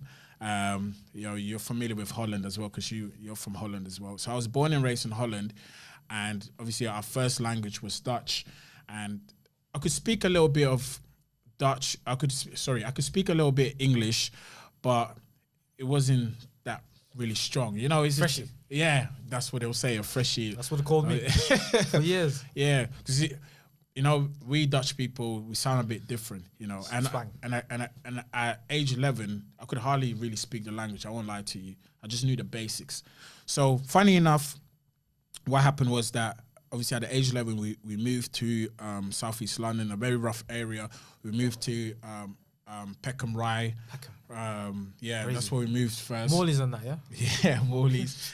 Nunhead, we moved to Walworth Road, we moved to Camberwell. But the school I went to was considered the second worst performing school in the whole of Southeast London. My mum, bless her, she didn't know at that time. The school was, full of gangs, violence, you name it, everything that you could like possibly. mine. Yeah, so you can relate to what I'm saying. It's probably one of the worst school that you can put your kid in. In fact, some of the aunties were ringing up my mum, do not put your son into that school. It's not going to come out good for him, So funny enough, when I remember my first day in school, sorry, it's gonna come back to this. I remember my first few days or my first week in school. I went into school and then I remember I was looking for my class and there was a group of guys that were standing there. There was a group of guys there and there was some girls in the background as well. And obviously in Southeast, in school back then, it's really important to state where you're from, So when I met these group of guys, I was approaching them, approaching them, and they say, hey, yo, fam, where you from? Where you from, fam? And I'm thinking, I couldn't, at that point, I couldn't really understand what he's saying. I'm like, what is he saying? Yo, fam, where you from? I couldn't, the language was too quick for me. I was like, what is he saying? So I'm thinking, I'm looking at him strange. And I could see, obviously, one thing you can, even though I don't speak the language that well, but I can see his body language. I can see he's getting tense. All of them guys are getting tense. So, I said, where you from, bro? So I could see him coming closer to me. And usually, I won't lie to you, 3 of them, 1 of me, I wouldn't even try. But of course, men, when we see a bit of girls in the background, I saw the girls in the background, I said, boy, I ain't about to look like a clown on my first week in school. So I started going back and I clenched my fist, like, just in case, like, if they swing on me, I'm just going to defend myself. And then he said again, I said, well, yo, where you from? And I think on the 3rd time, I actually caught it. I said, oh, where you from? So I said, oh. And I said, I'm from Holland. And they all started bursting laughing. What's that? What's that? Bro, what's Holland? They was like, oh, say Holland. I said, Holland. Say Holland. I said, Holland. I was like, and they started laughing. And I'm thinking, why are they laughing? They said, bro, you sound funny, man. Like, hey, yo, you're cool, man. And then I asked you, oh, what area do you live? And I said, Peckham Rye. And then, welcome here, blah, blah, blah. And then, obviously, I remember going back home, I felt really embarrassed. I was like, wow, am I not supposed to say Holland? Well, how am I supposed to say it? Like, and then, I went home and I was thinking about the whole scenario, people laughing at me and stuff like that. And I was like, yo, I need to go and learn how to speak English. And at that time, we had Nunhead Library in Peckham Rye and Nunhead and Peckham Library as well. So I went to those libraries. And that time it wasn't because I was impressed by someone's knowledge of, like the 17-year-old Tupac Shakur I mentioned or some of my older brothers that were reading. I just wanted to learn the language. So I was like, I need to read to learn the language. I just need to read. I need to watch movies and stuff like that. So I went to those libraries to go and pick up a book just to help me with my pronunciation and how I speak and everything. And obviously, fast forward, just early this year, I'm talking about April 2024, Nunhead Library actually asked me to come in to present my book, do like an author. God bless you. Or like an author, signing, meeting an author, talk about my book. And when I was doing a presentation, I told them this story that I just shared with your audience now. And I said, life has just come a full circle because I used to come into this library just to learn how to speak English, and now my books are being held in this library and other young people come here and be inspired by my book and maybe even learn how to speak English through my book. So it's just amazing how things can go 360, and it's just amazing how things can really go 360. But it's just a blessing in disguise, really, Mohammed. Like to see that. I mean, you can relate when we come fresh from from Holland. All we can speak is Dutch. We don't know anything else. Our English is gonna sound funny, compared to other people. So, yeah. So that very first week could have went, left. But I'm happy that we got here in the end. And now, my book, like I said, was on the Amazon bestseller list as independent, number 5, and is now in it. I feel like the biggest achievement, the bestseller list is beautiful, but it being received in a library where I used to grow up, I used to win. It's just, it kind of made my mum almost cry. She was so emotional when she found out. So amazing. I'm gonna play devil's advocate and ask you a nasty question. I hope you're ready. Okay. That made me think, like, what question is it? Why is it that you haven't marketed this book? Like, surely everyone should know about this book. Like, a man from Peckham. Like, everyone should know about this book. Why is it that you haven't gone heavy on the marketing? I think what it is, we spoke a little bit off camera, is that I'm someone, that it is a weakness where sometimes I'm always thinking about the next one. But what I've realized, even speaking to you off camera, is that something that I should be really proud of. My boys always tell me, like, guys that I grew up with, some of them are musicians and stuff like this. It's like, bro, Rudolph, we write bars, but you got a book. Like, you write books. Like, that's a next level thing. It's a big achievement. And he's like, think about it. If I gave you 3 criteria to write this book, saying, okay, or 2 criteria, you have to write this book, and the criteria is it has to be on a bestseller list, and it has to be on all the libraries or in the libraries in Southeast London. Would you take that, or are you able to achieve that? I would probably tell you, like, that's hard, man. How am I going to be independent, be on a bestseller house? The libraries in Southwark going to receive my books, like, that's hard, like. But I've been able to achieve that.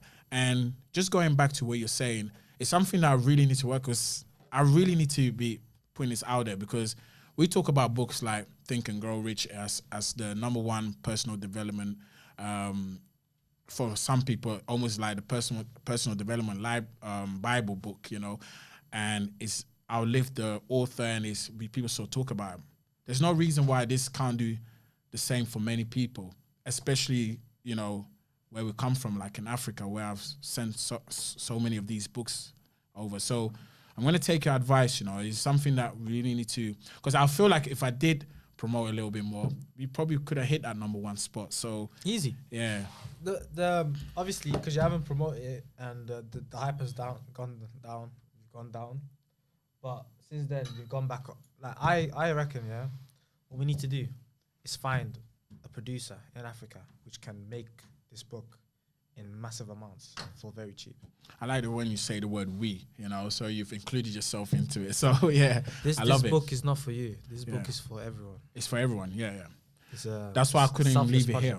That's why I couldn't leave it here. It has to come here. But it's true, because talking about this, talk about Africa. Africa has the youngest population in the entire face of the earth. So there's so many young people that need 60%. To read this book. So many people need to read this book. I believe it's going to really change their lives. Like, we need to go big on that, man. 100%. I am. I'm going to work on it. I've taken your advice. Yeah. Let's switch seats. Switch seats, yeah. I just realized you were sitting in the wrong seat. Oh, you stopped inside or something? No, just carry on. Okay, because somebody's done something, and this camera was not recording. Really? Yeah, but it's only not been recording for not so long. I'll have to check. Let me tell you how long. Let me stop recording for now. Let me stop in recording. You can carry on in a minute.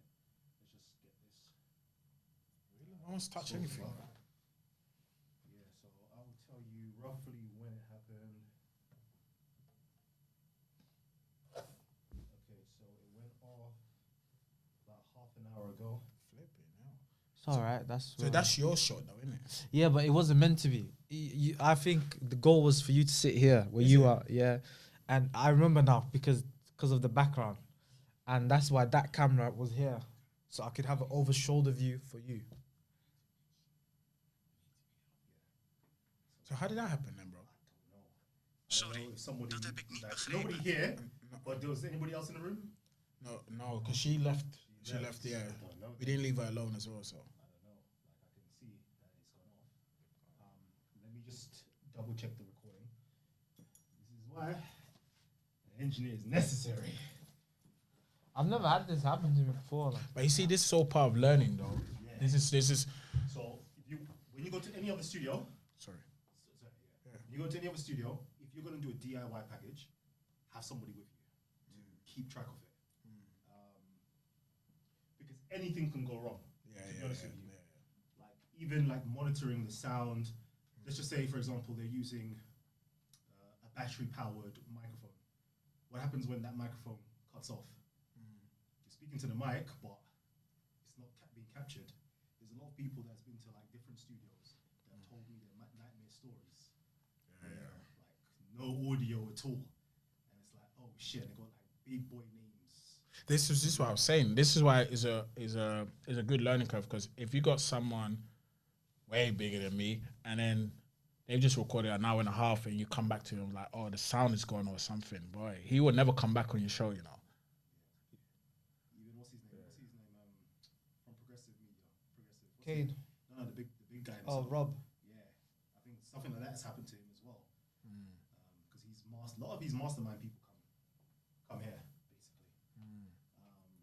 So I hear like the little like horror stories. Yeah. So that's why it's always good just to have the engineer present. As this grows, yeah, it'd be good. Like you said, getting an engineer, like build a team, innit? There's be people that be willing to do this with you, travel with you, and stuff like that. You know, if obviously I don't know the package here, but if you can't get a package, you get someone that can assist you, bro. So now that we swap side, is it not gonna look funny? It don't. It just adds character to the you like spontaneous stuff, innit? Yeah. It looks like it's like two different podcasts. Yeah. Cause he had this white top on, and then he put a green top on. He was like, that's a second podcast. Yeah, it's a man. second podcast. Yeah, man, it's bringing adding more flavor. Because some people do part 1, part 2 in it. So yeah. So that's it. Okay, cool. Now again, it's going to be framing because you're different. So oh yeah, like my that's what skin tone. look at each other. Yeah. Just make sure. It's always awkward, innit? When someone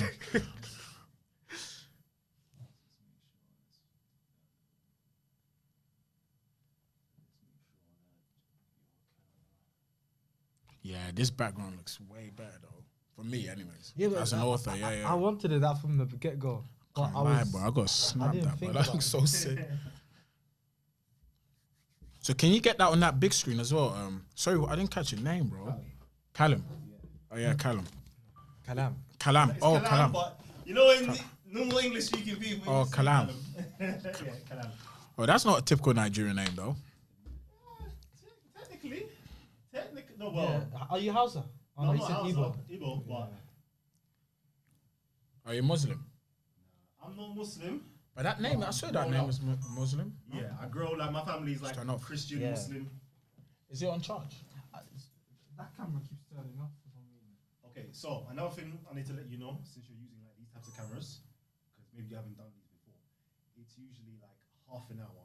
Some of these cameras, half an hour. I've recorded 2.5 hours on this. Straight 2 hours. Yeah. 2 hours. Okay. Multiple How long? times. How many times has it been cut off? Just now, just recently. I don't know if it's overheating, but That could be another thing. it's a dummy, so it shouldn't. Nah, it does. Cameras do overheat. Like, these cameras definitely do.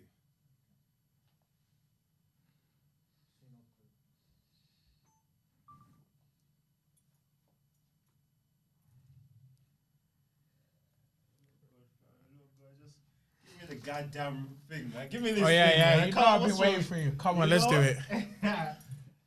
So, just like look into it and just like talk.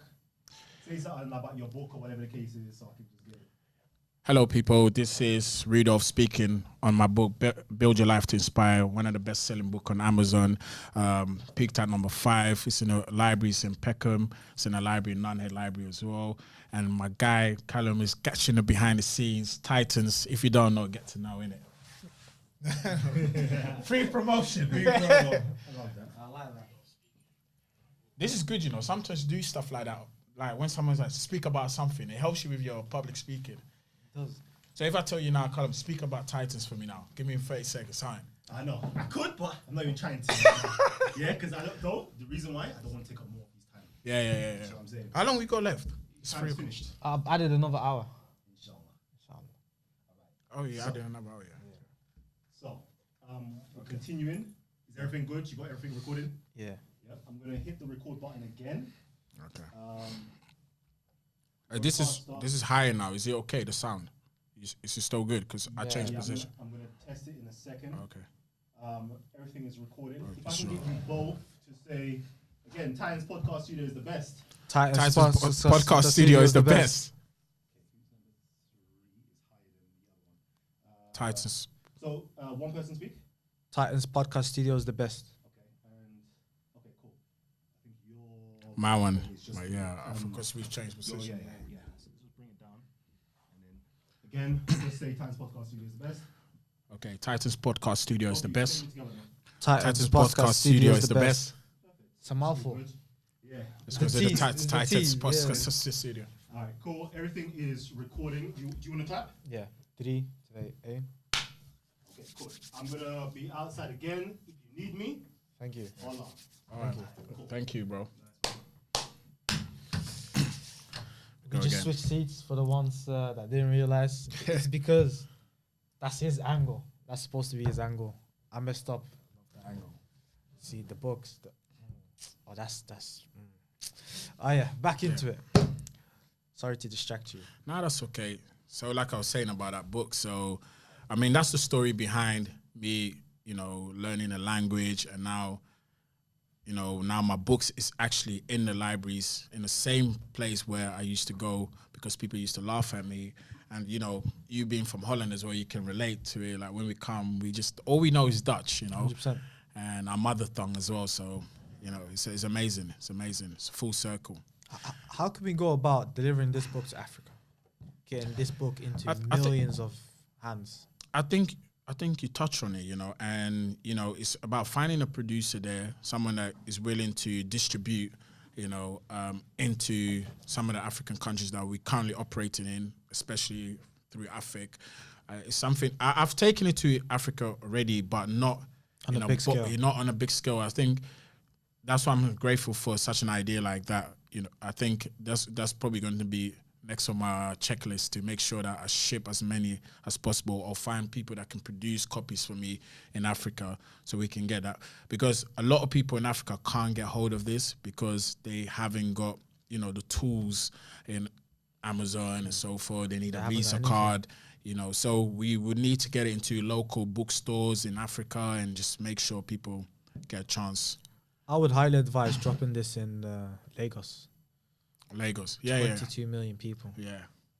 And we've already got, we've already done something big in Lagos, so. Actually, I'm wrong with the number. I could be wrong. But yeah, Nigeria, 222 million people. Yeah. You could reach this book to. Yeah. From there, it's very easy to Ghana, Benin, Togo. I forget Sudan, Sudan is in turmoil at the moment. Don't worry, they'll catch up soon enough. But yeah, man, I think it's important. I think it's a form of education. Right. Because sometimes people are such in a rush to gain knowledge, but they haven't. Alex Amosi touches on this. It's hard skills and soft skills. Have you heard of that? Yeah. Sometimes people are rushing to learn about this book, the information in this book, but you haven't even learned how to learn yet. Mm-hmm. And I feel like if you could distribute this book evenly throughout Africa, people will learn, get the tools they need to build their life to inspire, and then go on to learn what they need to learn. But yeah, that's great. Talking about Africa, can we talk more about the movement and where you're looking to take it? Yeah, I mean, I'm so proud of the movement, AFIC, Africa's Future Empowerment Community, and the aim is very simple. When I did a bit of research, I found out that Africa has the youngest population across the entire continent.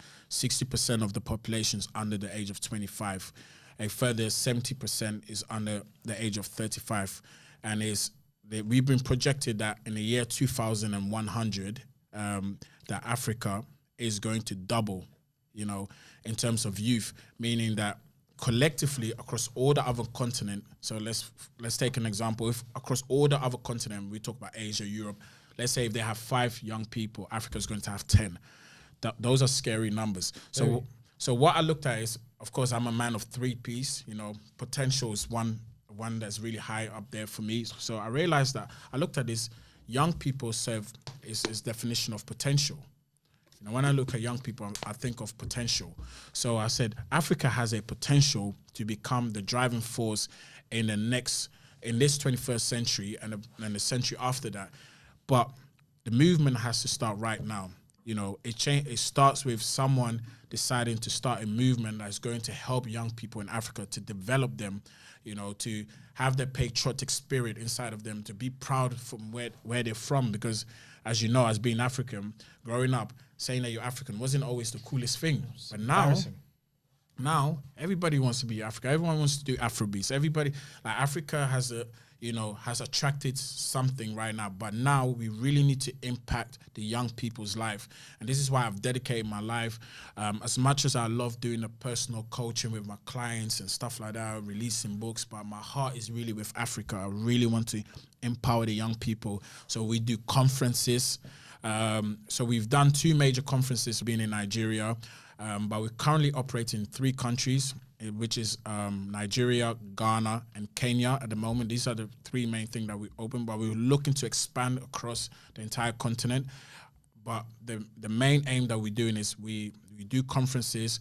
We help young people with skill development, so soft skills as well that you touched on earlier on. We invest in young people's dreams, so we give out grants and everything like that. It's such an amazing movement that's going on right now. Sometimes we do a bit of charity work, go on the streets, give out water, food to the communities. And the whole idea behind AFIC is that the first place we impact first is the community. It's very important. In our mission statement, in our vision, we always say we impact communities first. After the community, then we go to the nation and then the entire continent. Why is that? Because if we impact this community and we impact that community, impact this community, impact that, soon you'll find that you're impacting the nation. You know, so imagine you're impacting London, you're impacting Birmingham, you're impacting Manchester. Soon they'll know, oh, Africa is impacting the whole of UK. Do you understand? So that is, sometimes when we say inspiring Africa, we like to think big. I always tell my people, so we have communities in Nigeria, communities in Ghana and Kenya. I'll tell them, focus on your community. So we have hubs in different communities where we do this impactful movements and stuff like that. So I'm telling you, I'm so proud of AFIC. I'm so proud of all of the entire team, my management team, all our ambassadors, members who are working tirelessly, meetings upon meetings, just selflessly giving up their life to make other people's life better. So I'm really proud of that movement. Can you just, I can imagine for the people watching this, they have a very vague idea of what those conferences look like. Could you just walk us through one of those conferences? What could we expect? What could we imagine? Yeah. So we look at some of the areas that, Africa needs to compete with, So some of the things that we talk about, of course, personal development. You have to develop yourself as a young person. We look at technology, AI, for example. My whole idea is that how does the young person in Africa, a young person in a place like Accra, Lagos, Abuja or like in Nairobi, how do they compete with someone in London? We know that we might not have certain facilities, but what we try to do in our conferences is just, educate them, on tech, entrepreneurial adventures. We also try to, Pan-African spirit, with the heritage, what it means to be African. So it also includes stuff like pitching your idea. We give young people, some of them have brilliant minds, brilliant ideas, but they just need a little bit of support. They need something as small as £100 to register the company. And if they pitch the idea really well, they can win a sum of money. So we can invest in their dreams. So we have panel sessions. We do panel sessions as well, where we get experts from different fields, from entertainment, from politics, from in this field of leadership and business. sports, every person, industry, experts, we bring them together. With normally young people won't have access to these people, but AFIC has sacrificed to bring these people into one place so that young people can come in and learn. And bear in mind, these conferences are free. They don't have to pay. We don't.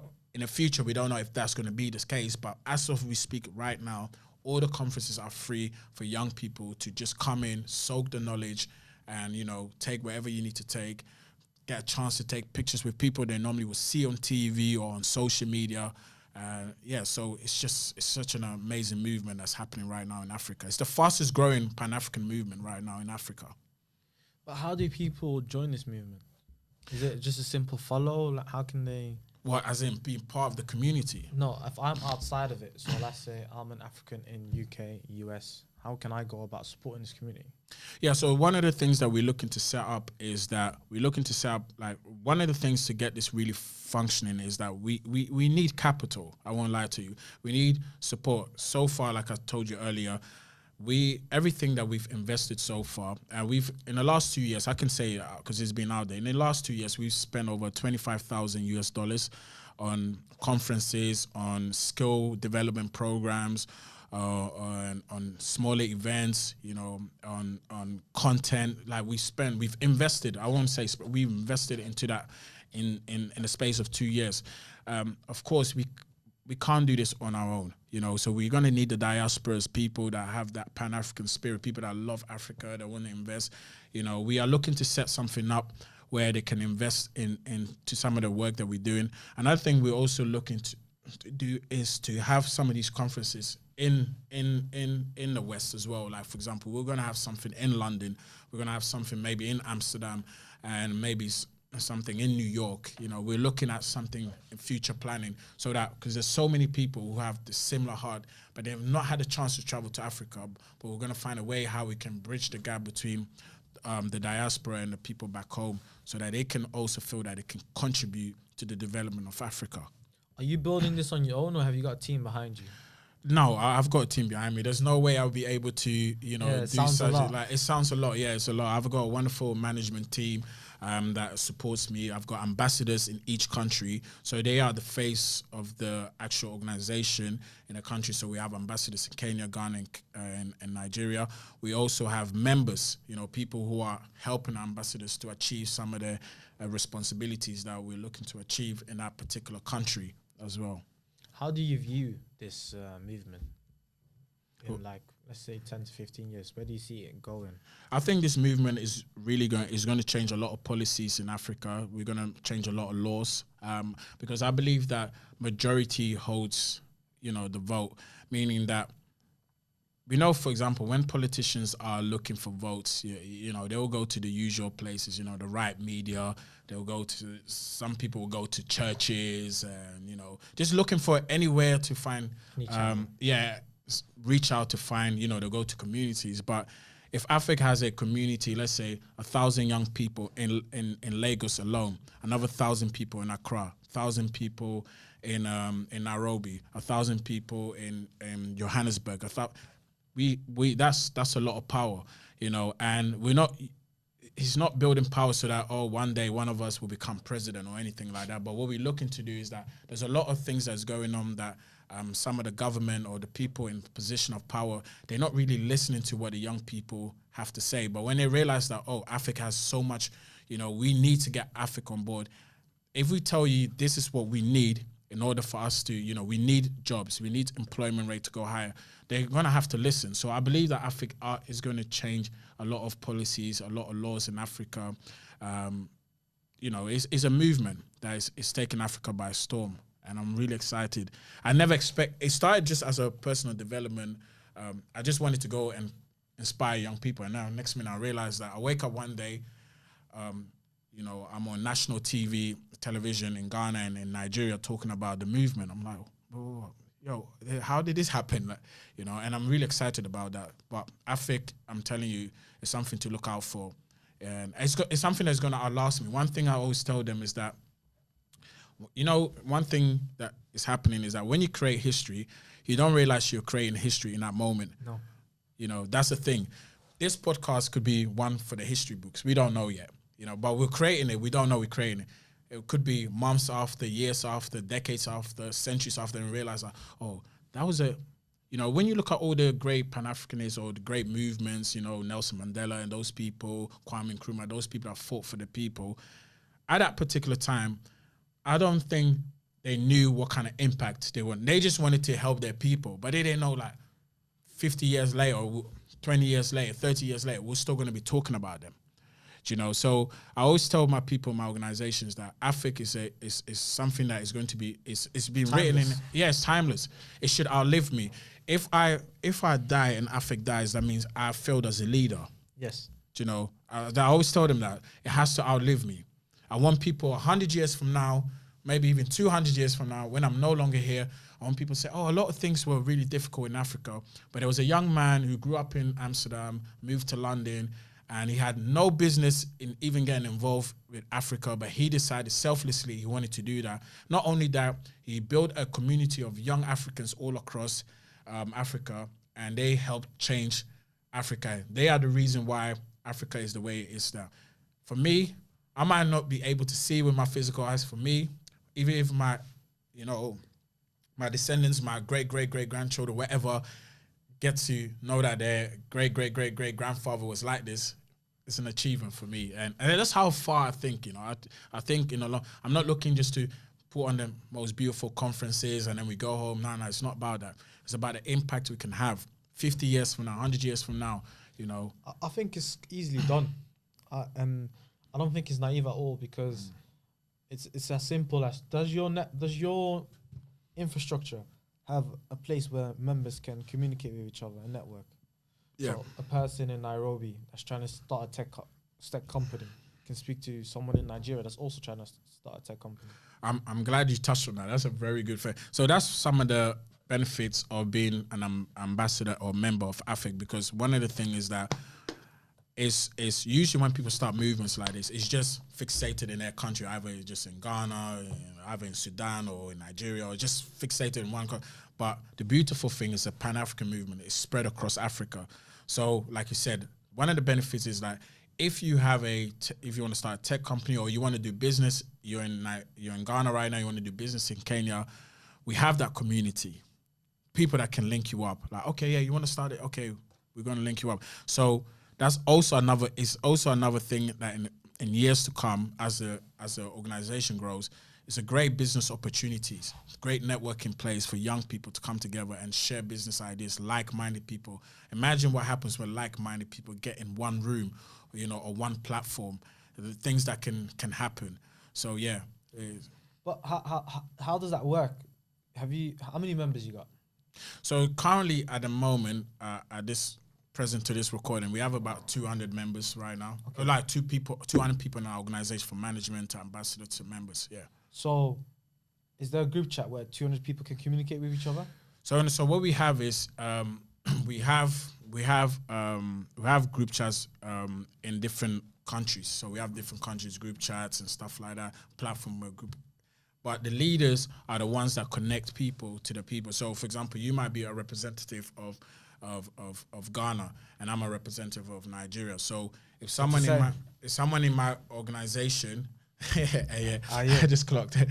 If someone in my organization wants to do something in your country, in Ghana, I'll tell them, okay, I'll tell you, like, I've got this young person, he wants to connect with someone. Have you got anyone who's a tech entrepreneur in your group chat? We link them up, and then that's what happens. So I think you can speak to Kofi about this. I think Kofi can, because he's got like he can host websites, and he's got big power behind him, as in like the ability of the hosting.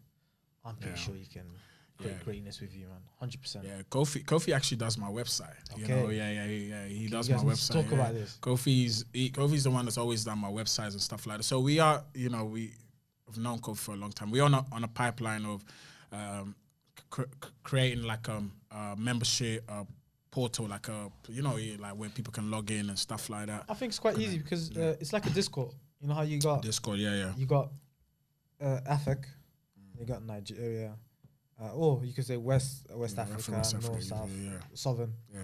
And then you could have within, and then you could also have like tech. I can see myself there. You could have tech, you could have software, you could like all these subsects. So they don't necessarily need a go person through, to yeah. represent them. Yeah, They're yeah. already in a group chat with Yeah. those alike. Yeah. Could you look in? Yeah. Something. Obviously, we're still In the building we're process. still in a building process, and what you said. That's some of the benefits of joining the movement. You know, but yeah. So we have the internal connection, and also apart from the internal connection, every member, every ambassador has a duty first is to serve their community first. You know, so we really do our best to try and make sure the members get a benefit of being part of the organization. But also, as much as getting a benefits, it's also important to know that why you signed up for as well, which is to serve the community. Because if we can make people's life a bit better, it affects us all. If our community gets better, it will affect us all in a good way. If it gets bad, it affects us all. If there's no water in the community, it affects all of us, 100%. So, yeah. I genuinely think you can do great big things with that. Like honestly, the infrastructure is there. The ins and outs, the logistics, as people like to say. Honestly, I think you can do great things. Let me ask you, what was one thing what was of all the things that you've heard about AFIC or maybe things you've researched, what's the one thing that you really like? They say, oh, this is a lot of value here, like that AFIC does or is doing, or I like so it touches back upon earlier when we said about people. For example, you were talking about your story and how it was 3 years, nothing, nada, zilch, nix, kaput. And then all it took was one day for you to get a thought and for someone to say, listen, you got a great idea. I wanted to do that idea. Here's the platform. So what does that mean? That means sometimes you can have everything you need, but you need someone to just push you in a direction. And that's what AFIC does. So I could be a young African in Mombasa, and I've got these ideas. Yeah, I wanna start this software company which allows people from, because at the moment PayPal doesn't work in Africa. Well, in loads of places. yeah, loads of places, yeah. It's I don't want to get cancelled. Never mind. But yeah, he's like, oh, I got the solution. I just need this infrastructure to place, but I don't know how I can get past the web server. And they're like, oh, let me just pop it down in the AFIC group chat. 79 people. Yeah, just do this, do that. And that's all they needed to just execute. Or like you said about you need to register a company. I need $100. Yeah, just done. Like having the access is insane. It's insane. We in the UK do not realize how fortunate we are. The opportunities we have at hand, everything we have. Like it's become. We are sitting on gold, and because we've become so used to sitting on gold, these opportunities don't look like opportunities anymore. But to Africans, having this over there is mega. It goes back to what I always say. I said, I feel like one of the best resources in life is, people say money. Yeah, money's up there, don't get me wrong, but having people, number one resource. I think someone can connect you to, I don't know what the actual... your network is your net worth? No, not even that phrase. More like, it's like you're 3 people away from knowing someone. Like there's some sort of chain. So if I'm trying to get to Davido, you know someone that knows someone that knows someone that will know Davido or something crazy like that. So there's always a fast track through people, and I believe that people as a resource is so, like, look how we got here today. Kofi recommended, you need to interview my guy Rudolph. That's how it works. It's just free resources. Like, people as a resource is such a wonderful tool, and people don't understand, like, you can reach so much with people, the right people in your circle. That's why the old saying says, like, one will move 1,000, 2 will move 10,000. There's a reason why it says all these things. So, it's just crazy how we're all connected in a way. It's just by you asking, do you know this person? Do you know that person? And I believe having a platform like that people can just start connecting people like, crazy. Crazy. So yeah. 100%, man. Imagine the person in Mombasa. He wants to start the PayPal network, but he needs a processor, a platform to host it on. And then you got someone in Bangui says, I've got that. And then it's like the PayPal mafia. You heard of them? No, PayPal mafia. PayPal mafia. No, I've not So heard basically, of it's the founders of PayPal, Facebook, Tesla, like the 14 of them. that. Yeah. They all stayed in one. I don't know if it was Really? I've yeah, never they're heard all that in the one. same. That's why they're all successful. You are average of your 5 friends. They all stayed in the same. What do you mean? Like they were in the same area Same or same place. I'm not sure if it's fraternity. I don't know if it's the same frat. I'm not sure. That is mad. I think didn't they know called that. them- I need to check that out. That's quite. Brother, these men were surrounded by greatness. Wow. How can you fail? Yeah. Yeah. How can you fail? That's amazing. And all of them have gone on to do massive things. Yeah. Facebook, PayPal, Instagram, metaphorically, because Nikola Tesla. Not Nikola. I mean Tesla. Yeah, Tesla. Yeah. Oh man, I just get excited thinking about it. Yeah. But yeah, back to what I was saying. And this is, I'm happy you touched on that, because one of the things that we're trying to do in Africa is improve the quality of the people. This is why personal development is so important. So what you just said there, everybody in that circle, like I said, how can you fail? So if you have an organization like AFIC where young people who right now they feel like there's no hope, there's unemployment high and everything, if you have a group of quality people, remember when we say Nigeria, when we say Ghana, when we say Kenya, we're not necessarily talking about the land, we're talking about the people. When we say, oh, that country's a bad country, what they're saying, the people are bad people, not the land. The land is innocent. Like, Land is prosperous, yeah, full of gold, oil. So it's the people that are quote unquote bad people. So if we can develop better people, that slowly changes from, oh, that country's a bad country to, oh, that country is good. What it means is that there's better quality citizens, better leaders. And that's what AFIC's trying to build. That's why personal development, is so high in what we're doing, So it's very important to understand that the quality of your people, the quality of your environment will determine your success as well. So it's something that we're really looking to push forward. Honestly, it's easy because all you got to do is work together. For example, not a lot of people know this. Kigali? No. It's the capital of Rwanda. Okay. It is the cleanest city in Africa. Cleanest. Rwanda is one of the most developed. The fastest, country. most developing. Yeah, 100%. Because of Paul. Yeah. Paul Kwame, I think. That's Yeah. The president is on. He's on. Yeah. He's on job. Yeah, he's on job. He's on job. I'll be honored to meet him. One day. Yeah. Because he's Rwanda's actually funny enough that you mentioned Rwanda, because Rwanda is one of the countries we're looking to go into because of how well it's developed. I think the quality of citizen can really help the people in other parts of Africa. It must be their thinking. Something they're doing is really. Their goal is to be the next Singapore. There you go. Within Africa. There you go. Everything's going in Africa. Russia, China, they all look. Even China, that joke like everything's made in China. Well, Yeah. It's not anymore.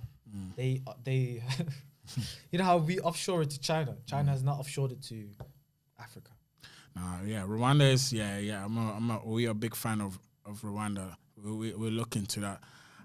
There's many parts of Africa, that we need to touch, but the main thing is to have a strong foundation somewhere at least, before we spread. We want to go deep first before we really go wide. So, like I said, this is something that would even outlast me. So 100%. so we're not trying to touch the 54 countries in Africa straight away. Yeah, we're not trying to do that, but the aim is to touch the 54 countries, and we are going to do it in the right at the right pace. So I love that you brought Rwanda. Rwanda is really high there on our list. The reason I brought it up is because Kigali is the cleanest city in Africa, and the way they've done it is basically every single citizen cleans up every Sunday, I think, or every other Sunday, or once every. Is that? Just work together. Have you heard that saying about cleaning your front porch or something? I think No, I haven't. Basically, like I might misquote it. Please, no one should. Paraphrase. Yeah. But basically, what it's saying is that you know, if we have a better, as metaphorically speaking, but it's just saying like, if you clean your front porch, we will have a clean, you know, city or clean road and stuff like that. So that means whatever you just take care of yourself first, and then it'll reflect on other people. And it's true, like just that's metaphorically speaking, but even you saying that people clean up, that's something Africa does as well. We do street cleanups. Wow. People don't know that. Yeah, we do street cleanups. Isn't that tough in Lagos? It's tough, but someone needs to do it. Yeah. You know, and we are like willing that to do it. attitude. Yeah, someone needs to do it. It's easy. Everybody, we want to do that, but it's tough. It's tough. What about the landfills? Because there's so many in Lagos. What about the what? Sorry? The landfills. Where they're dumping everything. Yeah. So we've not looked into that yet. You know, the thing is, there's so much. Too much ahead. The thing is, there's so much, you know, things that can be done in Africa, but the main thing is to really stay focused on what we're doing. And the main thing that Africa is really focusing on is producing quality of people. That's why in our vision, it says like, we help young people to discover their purpose, to release their potential for the benefit of the continent. You know, it's always for the benefit of the continent, wherever you're doing. So if someone has a new amazing discovery of AI or something like that, it should be for the benefit of the continent. It be for the benefit of their community, their nation, and the continent. So we believe in investing in the young people. You know, like I said, when we say this country is a good country, it's based on the quality of people that is in that country. There's a joke here that I don't really like the joke, but there's truth in it. It's like, if you was to take, I'll use my own country so no one will feel offended. But like, if they say, if you take the people in Ghana and you put them in UK, and you put the people in the UK and you put them in Ghana, in less than 5 years, the people in Ghana that are living in UK will transfer UK and make it look like how Ghana is running right now, and the people in the UK will transform Ghana and make it look like how how UK is looking right now. It's the quality of people. It's the mindset, you know. So that's why our focus is really producing quality of people. To have that, that's why it's a Pan-African movement. It's just being proud of being an African. You know, the birth of civilization. You know, like look at that. How can you not be proud? I'm just gonna play devil's advocate. I'm gonna ask you a nasty question. Do you think you can get past the corruption? No, not really. But the thing is, that question, we can reduce it. I would say, you know, because corruption is everywhere. It's even in here in England, in UK. It's just because it's not being it's not being shown like the way people say in Africa is corrupted. Like every even in the West, there's corruption in America. There's corruption in Russia. There's corruption everywhere. I kind of don't like it when people make it seem like there's only corruption in Africa. You know, it's just that it's been shown out there. I think we do it at a scale where we have no shame. Sometimes, you know, we really like. You know, this money is used to build a road, but they just gonna go into the money and then give people a crazy story like, how we couldn't build a road because of this X, Y, and Z. The weather these days. Yeah. Exactly. So I don't think, you know, we're not trying to do that. It's something that would be, because you're talking about it's characteristics, the character of a human being. When we talk about corruption, is you know, even in, like someone would say, like even in Jesus' clique here, he had 12 disciples. Like this is Jesus we're speaking of. Like one of them was a traitor. Like, you see what I'm saying? It's just sometimes like no matter how, you're still gonna have some cracks somewhere. So what I'm saying is that we can reduce corruption. Yeah, that's that aim to reduce, but I can't say that our aim is to 100% eliminate. We would love to do that. I would love to do that, but it's just dealing. If we build quality people, I believe that we will reduce that. We will reduce that. But the question wasn't really like, can you eliminate it? It was more like, can you get past it? So, for example, there's a lot of corruption in the very top echelon. Basically, they want to keep Africa the way it is because it works for everyone at the table. The West, the North, the East, wherever. It works for everyone. How do you get past certain laws, certain aspects? Give me an example. I think I get your question. Right? An example could be FX. FX wants to give what do you call it? In the conference. Wants to put a conference in the biggest stadium in Lagos. There will be well over 200,000 people in there. How? Don't ask me, but it will happen. When Nigerians see a way, they will find it. But yeah, and then once the big guns hear about this, like, nah, it's not happening because this will change a lot of things. Yeah. How do you get past that? You think you can get past it? You think it's a problem? I mean, that's a very good question, actually. There's certain things that we can't pass. If, for example, if we're trying to do that and it's coming from the higher ups and they say no one can host that conference, you know, they block the gates or something like that. And guess what? No gates, threats. Or threats. Like, you can't do this. or just I mean, that kind of publicity will really help Africa. I won't lie to you. It then tells me that we're doing something really good. You know, it hasn't happened yet, so I don't know how we would handle that. But just to really answer your question, almost in a vague term, is that the only way we can get past that is really to let the people know the truth. Is that, for example, we wanted to do this. For some reason, the government saying we cannot do this. Only they know why they say we can't do this. But we are only here to uplift our people. We're only to impact our people. I don't know why. It just shows you that Africa has power now, you know. And for me, if we ever came across something like that, it just shows me that we are on the right path. It really does, because some of my greatest Pan-Africanist leaders they shut them down constantly. Some of them were willing to go to jail. Some people lost their life for this cause. And we know as Pan-Africanists, it will come a time where we would have to stand up. You know, we would have to fight against the higher-ups. You know, so in which some of us are prepared to do that. We're not afraid. We're not scared or anything like that. You know, we don't resort to violence or anything like that. But we do believe that, you know, the people hold the majority carries the vote, and the more Africa becomes more mobilized, they are going to need us more than we're going to need them. You know, if they want to be in power, if Africa has so many young people in their organization.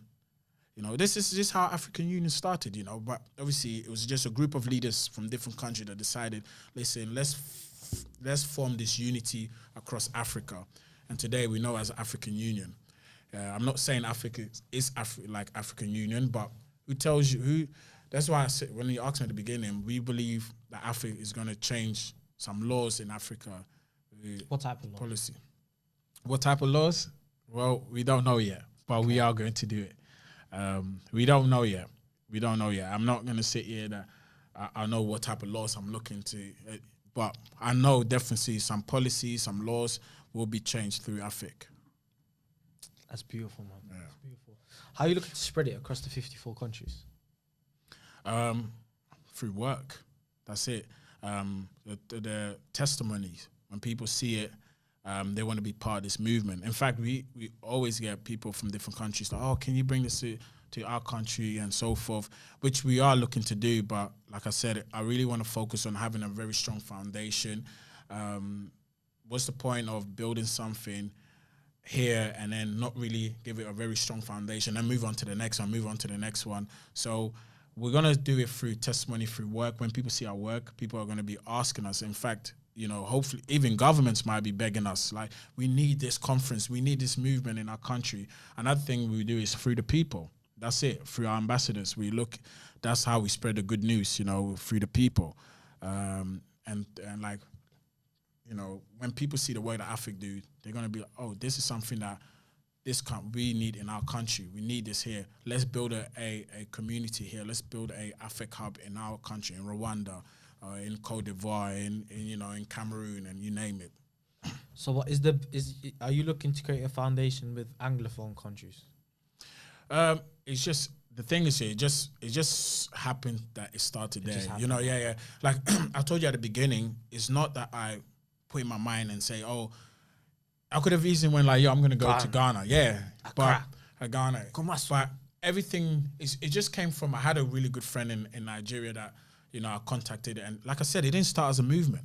It's just like, oh, I want to come to, you know, your country and inspire some young people, I'm a personal development coach. Can I come in? He's like, yeah. It started off like that, and then realized, okay, now we need a name for the conference. Now we need a name because we need a name for the conference. Now we need a logo. We need this, and I'm like, hey, we have got it's Rudolph Brainier International. It's a personal development thing. So AFIC's actually under the Rudolph Brainier International personal development organization. So I'm thinking, okay, this has its legs on its own. The name was powerful.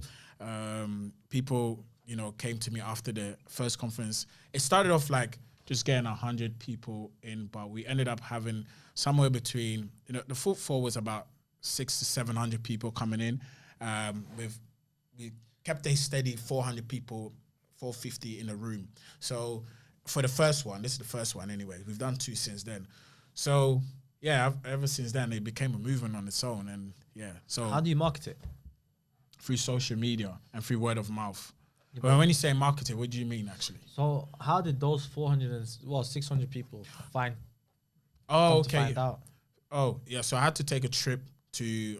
So when we did in Nigeria, I took 2 trips in the same year to Nigeria, Lagos. The first one was to go on local radio, TV station, go to schools, talk to governments, Blogs ministers. on Yahoo. Yeah, ministers, in youth and stuff like. We literally went knocking on their doors, saying, "Hey, this is what we're trying." Yeah, we went knocking on door. We knocked on every possible sponsors' doors that we could. We got turned down, all of them. But the Yahoo boys. What the Yahoo was? No. No, we just got turned down by every single one, and then I think the only. Funny enough, we had one speaker who was connected to 7up Nigeria, and they were the only one that actually really, apart from 1 or 2 media houses, they were the only one that really, I could say that sponsored us with drinks and, water and so forth. But yeah, so this is what I had to do. I literally had to go into the country, tell the relevant people, listen, we're having this. We would like for your university, the students to come here to this. I had to go on national TV, talk about AFIC, go on radio, and obviously social media, of course. And that's how we got it. In fact, obviously, when I saw it was sold out, I couldn't believe it. I was like, wow, we've sold out.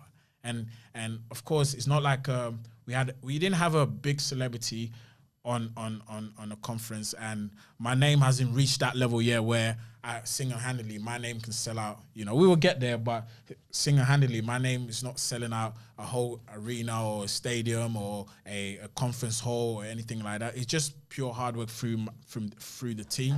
The team worked. The ambassadors worked tirelessly. We had a partners. We also partner up with an organization called Create NG. There's it's a tech company in Nigeria, and there was 3 guys that were spearheading that. They're amazing guys. They helped us. With getting in touch with the right people and stuff like that. Yeah. So along with those guys and along with the team that we had. My management team, my ambassadors, we were able to succeed. Cheeky question, mate. Cheeky question. The name is AFAC with A for Africa. But as we know, our people are scattered around the globe. Is this movement also open to people in the Caribbean? Or is it restricted at the moment? Africa. So at the moment, once again, just to answer the question, our main focus now, indeed, that's why earlier I mentioned to you that one of the things that we're going to look to do is, of course, spread our wings and go, in the West, for example, like we'll do stuff. The diaspora, there's people here that have the Pan-African spirit that want to go and do something in Africa. And likewise, we have people in the Caribbean as well. Yeah, and loads of people that, you go to Jamaica, they have a place where people just identify themselves as an Ashanti, a tribe in Ghana, the Rastafarians and so forth. So we are looking to touch, but one thing you have to be careful when you do movement is just trying to spread your wings too quickly and then without any solid foundation. So I understand. So there's and when you mention Caribbean, there's people in South America, Africans, Suriname. Brazilians, Surinams, Guyana, French Brazil. Guyana. Like it's just it don't stop. But it don't stop. Our people really need us, but we are only as strong. I've heard someone say that we're only as strong as our continent. What was you gonna say? Maybe it would have made sense. I was gonna say you're only as strong as your weakest link.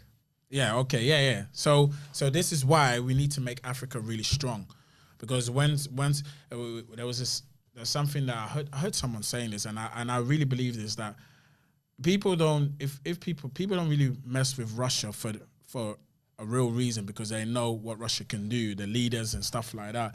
People messing us. You see people killing people in the streets of America because why? The African Americans are not really represented. That Africa is not seen as a strong force. But if Africa is seen as a strong force, when people say, hey, if you touch our people, we are coming for you.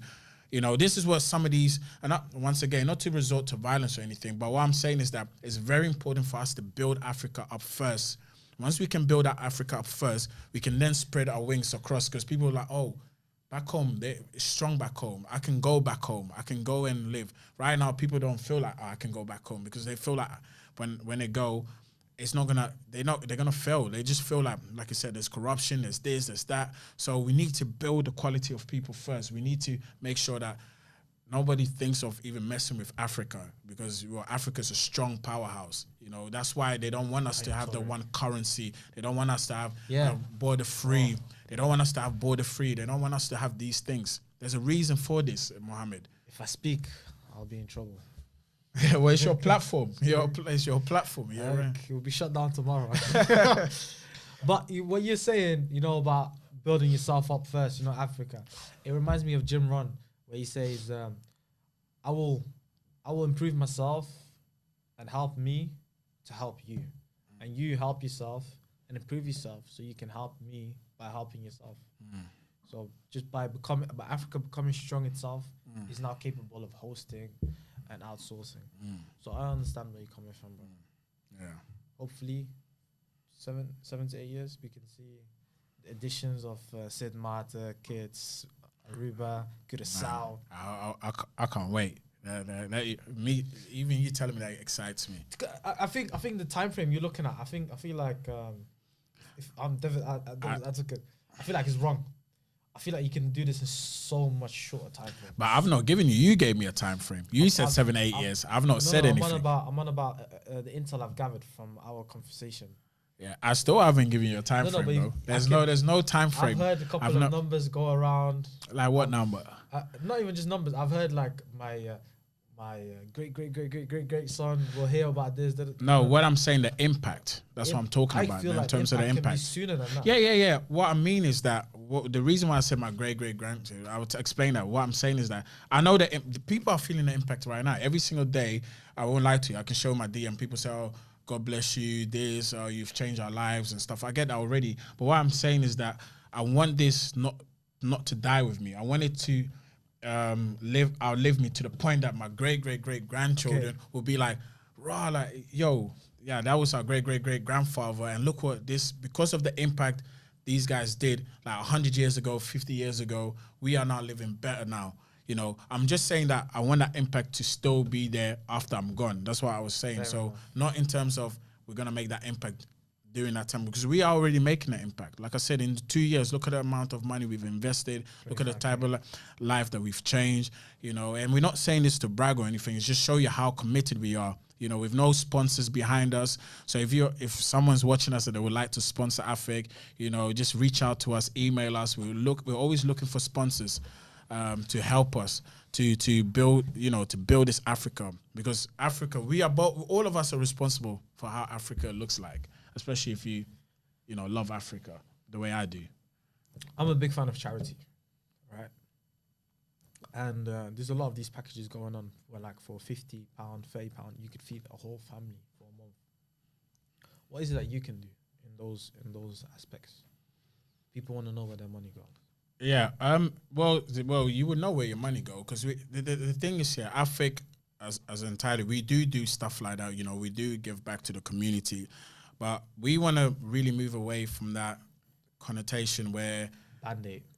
Every time someone does a movement for Africa, is we want to feed a family, as if that, like, Africa only has that problem, you know. Don't get me wrong, like I said, we've gone to the streets, we give out water, we give out food and everything like that, but that is not our main image in Africa. I We're love building people. We're building new entrepreneurs. We're building leaders. We're building people who are going to run Africa, are going to lead Africa to a new heights. Like, so that's why if you go on our page, you're not seeing saying sponsor this kid, sponsor this family. You know, there's companies, and I don't want to put any companies out there that have been doing this for 50 years, 30 years, 20 years. Where's all the money gone? Like, you know, we don't know if they're really feeding these people like they say they do. But we are actually impacting people's lives. We're putting people to learn soft skills. Like I can show we partner up with different people teaching different skills. We spend about up to 10,000 just giving $10,000 just giving people skill set. You know, how to use photography and everything like that. Our mission is using your purpose and your potential for the impact. It has to benefit the community. How can it benefit the community? Let's give an example. If you go Google right now and type in Africa, I guarantee you can see a kid who's starving. You can see his ribs showing. You can see a fly on his face. You're going to see wildlife. You're going to see zebras. You're going to see giraffes. You're going to see lions and stuff like that. Although that is in Africa, but that's not what all Africa represents.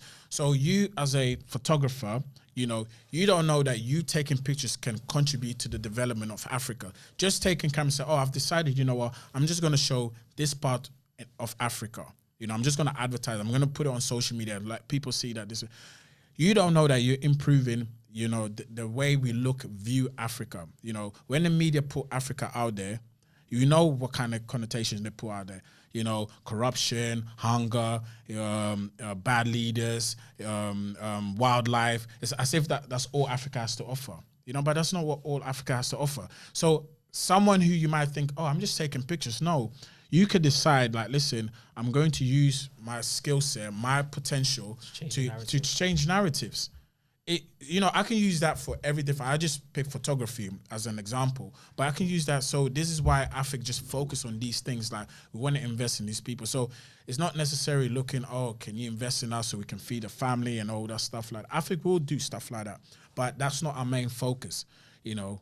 So I love that. I love that, because you're not about giving the fish. You're all about teaching them how to fish, and if you can, teach them how to teach how to fish. Exactly. Because if you give them fish, feed them for a day, pay it forward.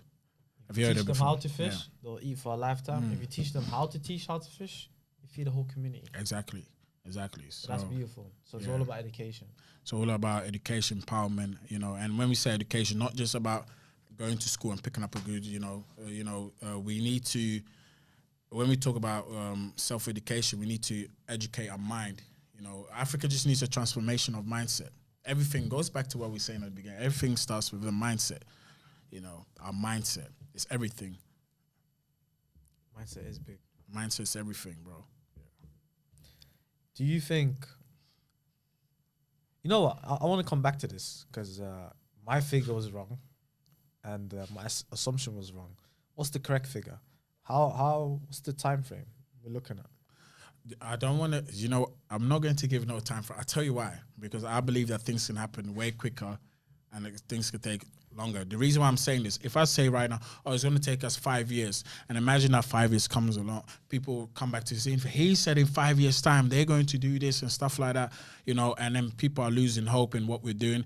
If I say, if I say it's going to happen in 2 years, for example, and let's say we achieve that 2 years thing, we might come relaxed, like, oh yeah, we've achieved this and stuff like that. I don't want to put no time for it. I believe that things can happen quicker than we expect it, and it can take longer. You know, we need to have that fine balance. The reason why is because I didn't expect Afik to be moving the way he's moving. It's already surpassing my time frame. I'll be honest with you. In 2 years, the things that we've done, I didn't expect to have a movement. I promise you, I always had this Pan-African spirit. I always had the love, this affinity for Africa, but I never thought to myself, I'm going to start a movement. I never thought myself as, a movement that's going to empower people like the way Kwame Nkrumah empowered people. I never thought like that. It was never crossed my mind. It's just now I find myself in it. You know, I am enjoying it. I love it because we can impact. I feel like now we can say that, you know, not to say that we are on the level as those people who have sacrificed their life, but we are on that same path that they took, and we're doing it. So unfortunately, I won't be able to give you that right answer because I don't know the number. I can't give you that number. Fair enough, pal. I tried. I honestly see big things. I tell you what, you won't give a number, but I'll give my opinion. Okay, I can listen to your opinion. I think within 2 years you can reach 54 countries. Wow. Reach. Wow. I think you can be established in 14. So Wow. mainly the Anglophone countries. And for some reason, I think you can hit those Lusophone countries. So can you give me the reason for those exact numbers? How did you work those numbers out?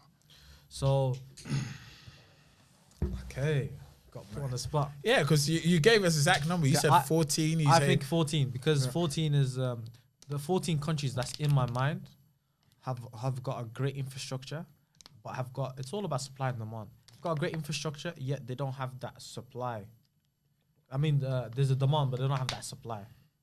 So, like for example, Angola is a great country you can reach, and Angola has a lot of people that want to learn. And believe it or not, as people might think they don't have infrastructure, rude boy, they've got an infrastructure. They got an infrastructure. In fact, their capital city is one of the most expensive you will ever find. But yeah, there's so many countries you can reach, and 14. I think 14 is the amount of francophone countries there are. But yeah. So the 54. Obviously, you said 54 as reach. What does reach look like? 54 reach to me looks like in 54 countries you've got 1,000 members. Oh, that wow. one gone. That one be dead. Yeah, I think you can have, because all it is basically you've got the power of the network, the power of the internet. You spoke about this earlier. The opportunities are very different now.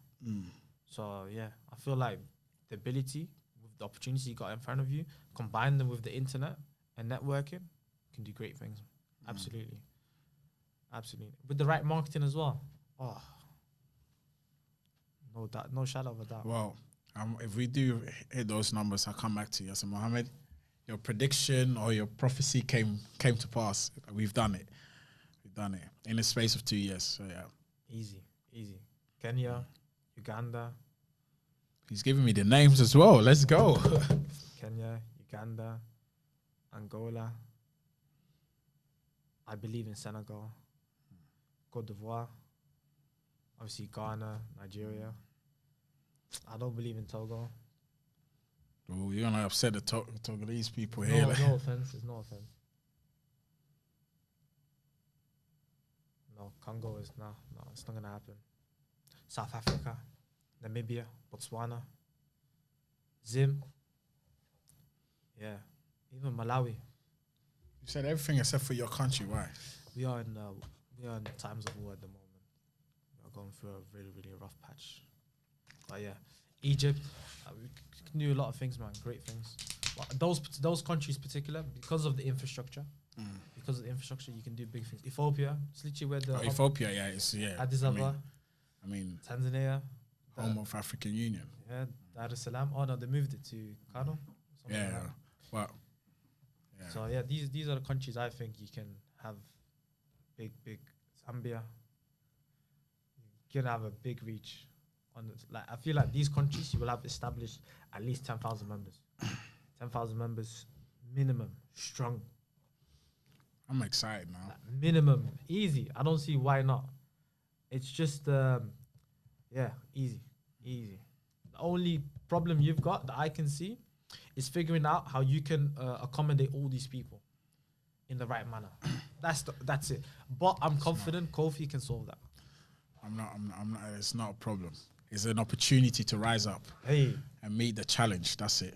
Yeah. It's no problem. Never a problem. How long we got left? Finished. Sound. Unfortunately, time has ended. Yeah. It was great having you here. Great. Thank you for being here. Thank you for having me. Shedding a lot of light on certain topics. Thank you so much. Where can we find this book? Everywhere where books are sold. Everywhere. There's no you go on Apple Books right now, Amazon, Waterstone. If you're overseas, Barnes and Noble in America, everywhere. In China, in everywhere, everywhere. Thank you. And thank you, Kalam, for hosting this. If you need a great studio, I've been to like 6, 7 studios. This is the best one by far. Only one that matches it is Material Studio in Liverpool. I'm telling you, these two. Yeah, this is the one. Yeah, man. Thank you. Until next time. Let me give him a shout as well, man. So I go. Recording. Yeah. Stopping recording. You mind taking it? I'm gonna give him a Titan Studio in Bromley. I just finished the podcast interview. It's been a great interview with my guy Mohammad. Listen to me, yeah. If you're looking for a studio, yeah, Titan's Studio in Bromley. Look, man's got screens. Like, I wish he was on it. You would have seen it. It had screens. Put it on my man. Like, see, that's my man right there. I'm telling you, he will do a good price for you. Stop going to these low quality studios. Invest in yourself. Look how many cameras. Like, quality cameras. Look at the lights. Everything's on point. You know, where can they find you? What's the social media? So, everywhere at Titans Podcast Studio. That's where you can find us. YouTube, same. Facebook, Instagram, website, same.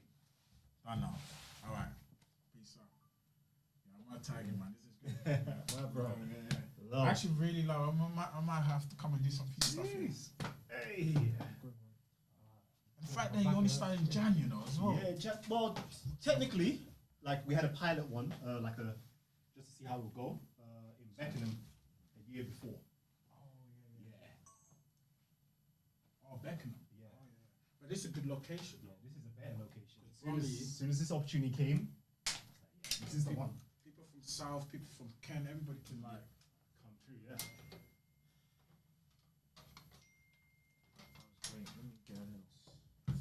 That was long, you know. You probably got like 3 hours. 3 hours, like almost 3 hours basically. And this guy don't want to edit. You might have to edit, you know. Or you can do it into two. Alright. I'm always ready. Like I was gonna say, you can do it in 2 parts in it. One. Nah, I'll do it as one. I'm following his advice. His advice is basically chop it up. Not as in shorts, as in like clips. Like 10-minute, like for example, we can do 10-minute video. You should have put that on when I was hyping it. I know. What's I gonna say? 1 second, I need a piss, man. Again. I've got a weak bladder. Let me get you out and in. Let me take you. Have you got any more bookings today?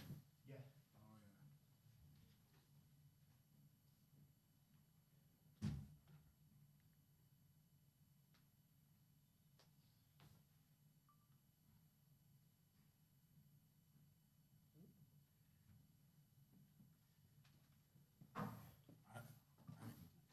I'm gonna ask one favor for you after. I don't know how much time. I just need a picture in front of that thing. Oh yeah. What's that, man? Do you have a logo? Do you have anything like that? Logo. Yeah. Yeah. What I would love you to do is just send me it via iPhone AirDrop. Yeah, I can airdrop it to you. Yeah.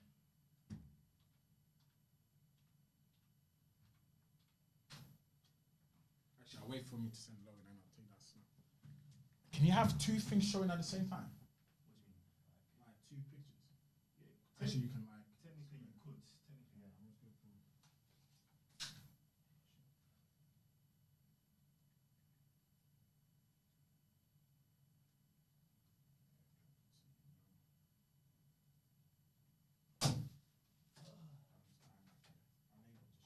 Not iMac. It should be like Bro WKS. You done it?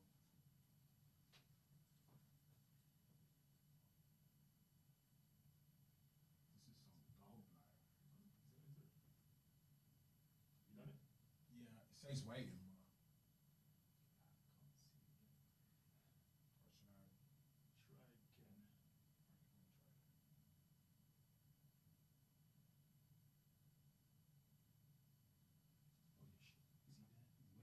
Oh yeah, shit. Is he there? He's waiting. Okay. Should I let him in?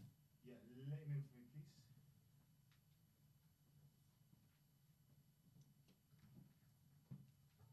Add the main thing. Yeah, he's just literally right there.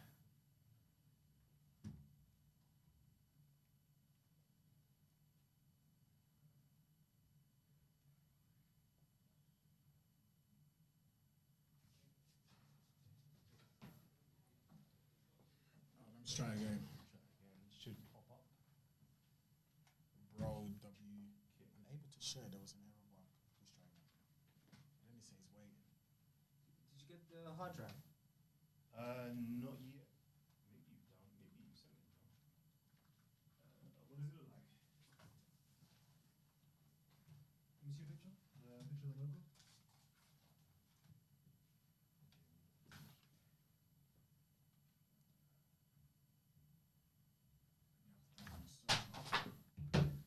Yeah, I've had a hard time finding this book. You know. What do you mean? Fine. So I've went to Waterstone. It's taken long for it to come to you, mean? No, that's Amazon. I went to Waterstone, right? None of them had it, right? And they said, basically they were all hinting at, basically saying that the only way to get it is for you to contact the author, and it takes 3 weeks for it to come. Well, that's if they do the long process. But what W.H. Smith? None of them. No, I didn't go to WS. I went to Waterstones. Well, literally went there. Yeah. You should do it online straight away. You'll get it. Huh? You told me online. You would have got it. Amazon. Not the thingy. And I'm telling you because I want you to know the problems because you might not be aware.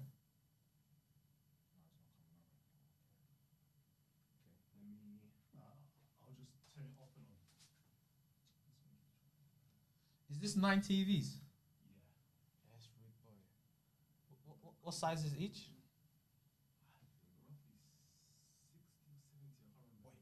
Each. Wait, I was thinking 42 or something, bro. Yeah. Nah, that can't be 60, bro. That would be 60 is bigger. 60 would be big. That would be about 40 something, you know. 50. What size is that? That's about 55. Yeah. I think. Yeah, it's that about was 50. No, that's a 50. That's a 50. 52. 52. Nah, that looks like 55 to That's me, a bro. 55. I'm sure they're not the same size. That one's bigger Yeah. than that one. So you might be right. You know what it is? It's because there's so many of them next to it. You can't digest the real size. That's it. That's mad though. Like the fact that each one is. Can you find it yet? It keeps saying wait when I click. It should just pop up here, but it isn't. AirDrop. Let's see. Can you share with everyone? Cool, is my man. Cool. So then, why am I not able to send it? Try again. Is it something to do with my? Could be. I don't know. Can you send to everyone? Because I'm allowed to be discovered. Let me. Is your edge or you? Yeah. Let me actually get everything transferred over to your. It's from now. What's Callum's iMac though? That don't work. That's over there. I'm gonna send you this. Yeah, I'm gonna send my logo. Just see if it. I think it's for me. You know, it says unable to share, and then it goes away. How do you fix that problem? Because it's not come to yours as well. Let me start.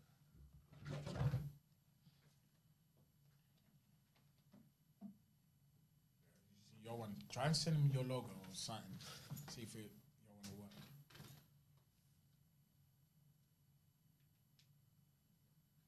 My airdrop is on, by the way. What time is the next booking? Because I don't want to keep you. If you So my next one is 6. okay. I'm leaving soon anyway. Just want to get out. Behind the Change scenes. the whole room around then. Is it? What's he doing?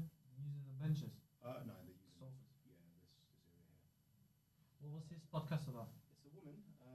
She interviews like local business owners. Oh, that's good. That. Yeah. What am I looking for? I'm looking for a converter.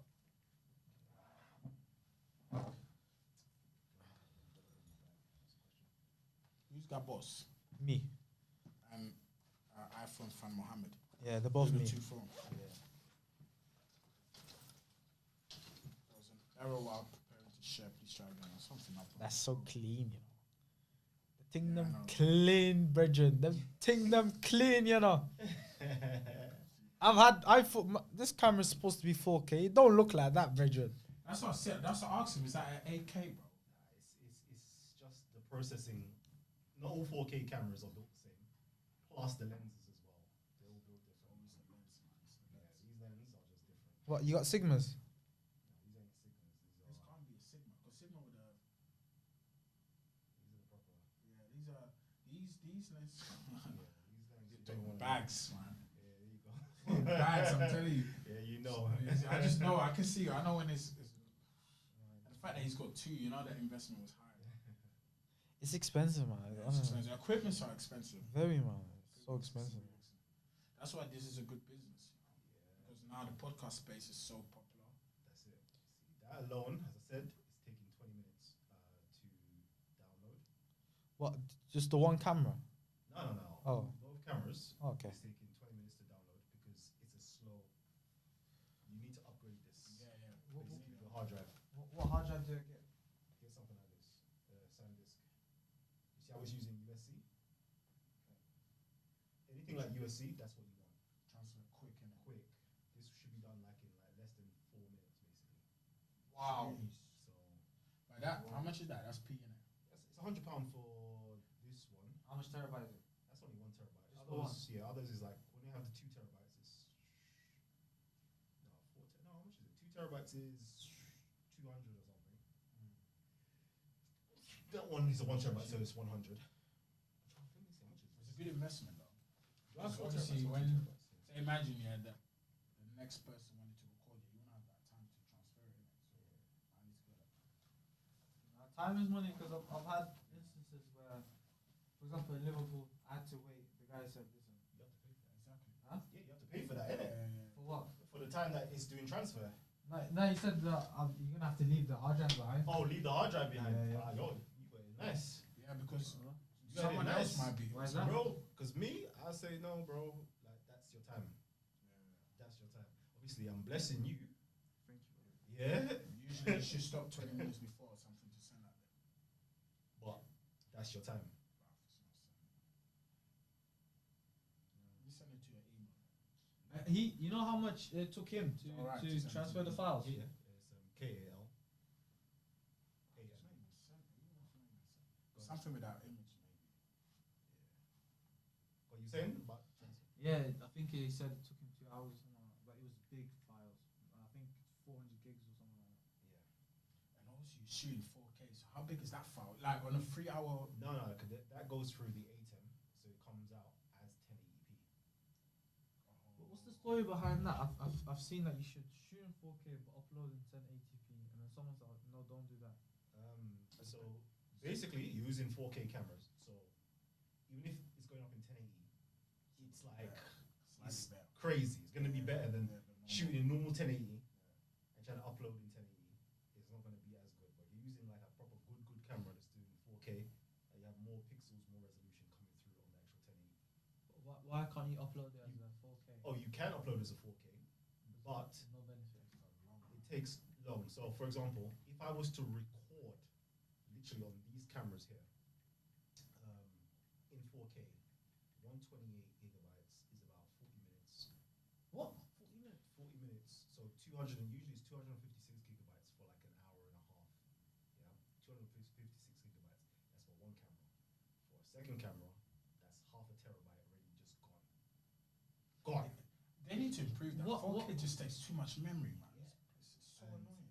It's cool if you are uploading to YouTube at 1080p is fine. It's fine. If you're doing big screen and you're doing a showing, alright, yeah. This one can.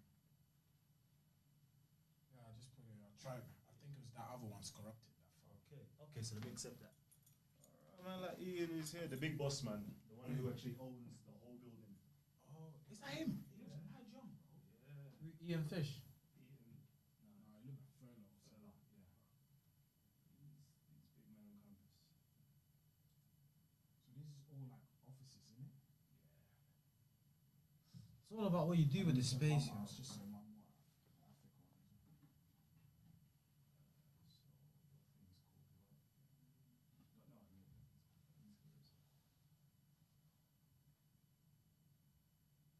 Isn't that top left?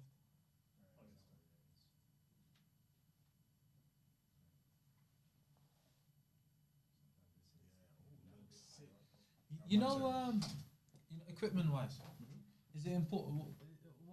What laptop is good to edit Send it on. Mohammad, you might have to squeeze. I'm about to do some content. If you don't mind. So I do my stuff on like a MacBook Pro. What chip? I don't know if it's like M1 or M2 or something like that. I don't even know. It's 2023. Wherever the newest one was in 2023. 2023 is, I think, oh no, that's 20. I think it's an M3. Then. Yeah. Whatever that is. I remember my old Mac, it couldn't handle it. Literally. Couldn't handle it. It'd be like, how can I put it? It's taking time to load up whatever it's going to be playing and then so forth. Mine crashed. Yeah. So that can happen. Do some crazy snappers. The best thing to do if you're going for Apple is go to the Apple store, let them know that.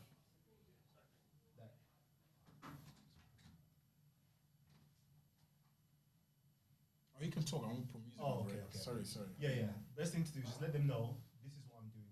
I'm using my laptop for editing videos. Which one is the best for that? And they'll give you the range. And they'll let you know. What RAM is your device? Bro, I don't even know. You see all these questions, them technicals, I don't even know. Whether you know how to run this, baby. Bro, them technicals, I don't know. I don't know them questions there. Business, man. Yeah. I'm to be for true, I'm not usually even in here like doing this.